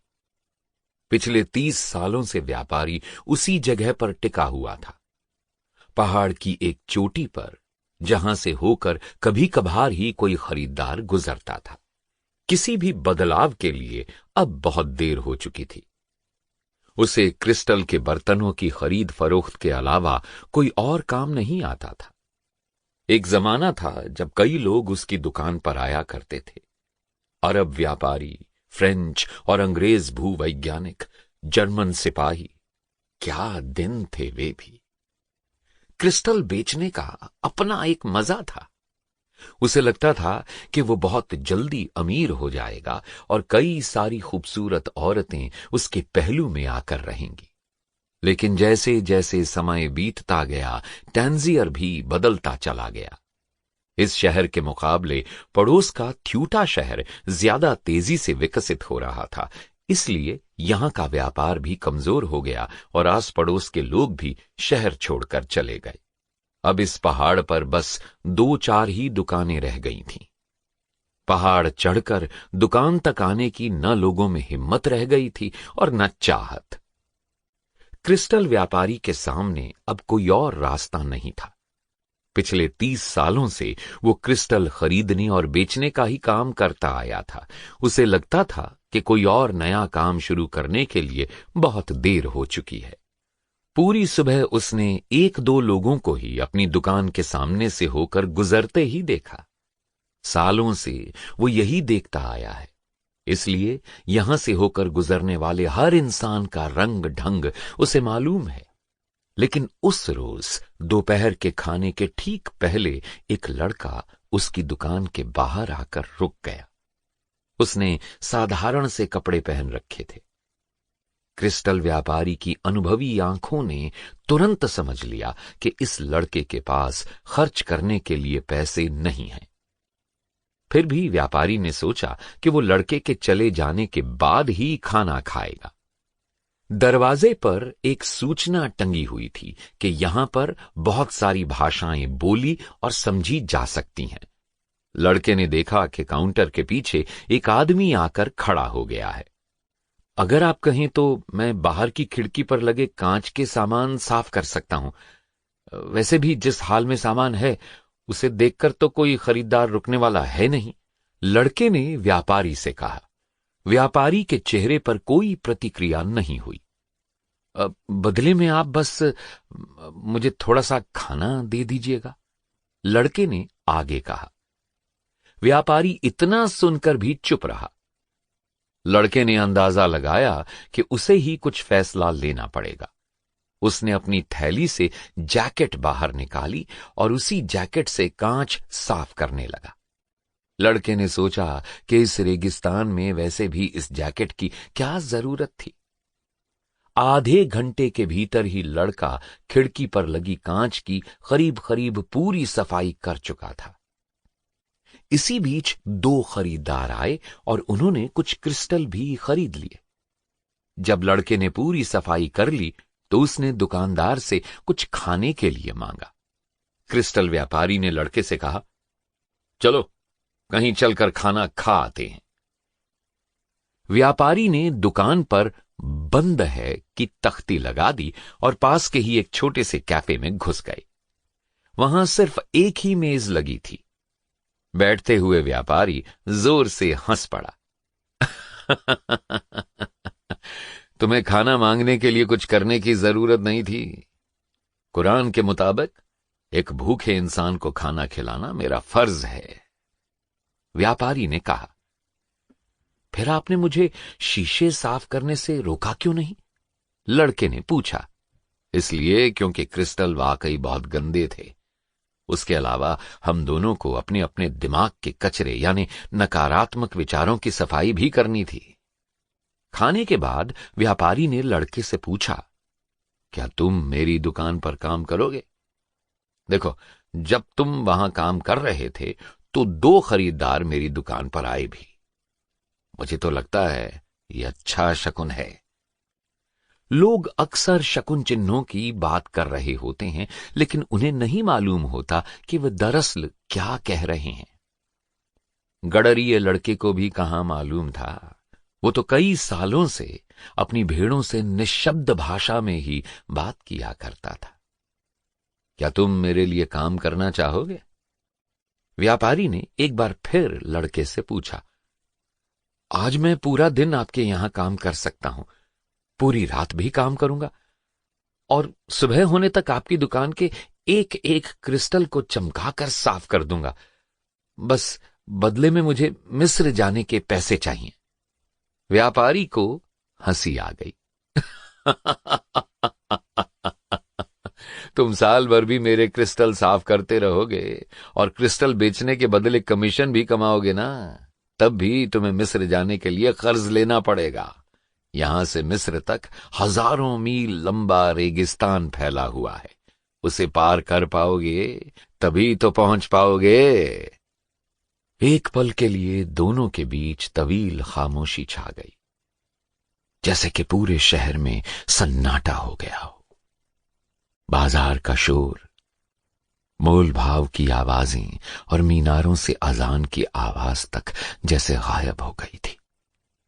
लड़के के सामने न अब कोई उम्मीद थी, न हौसला था।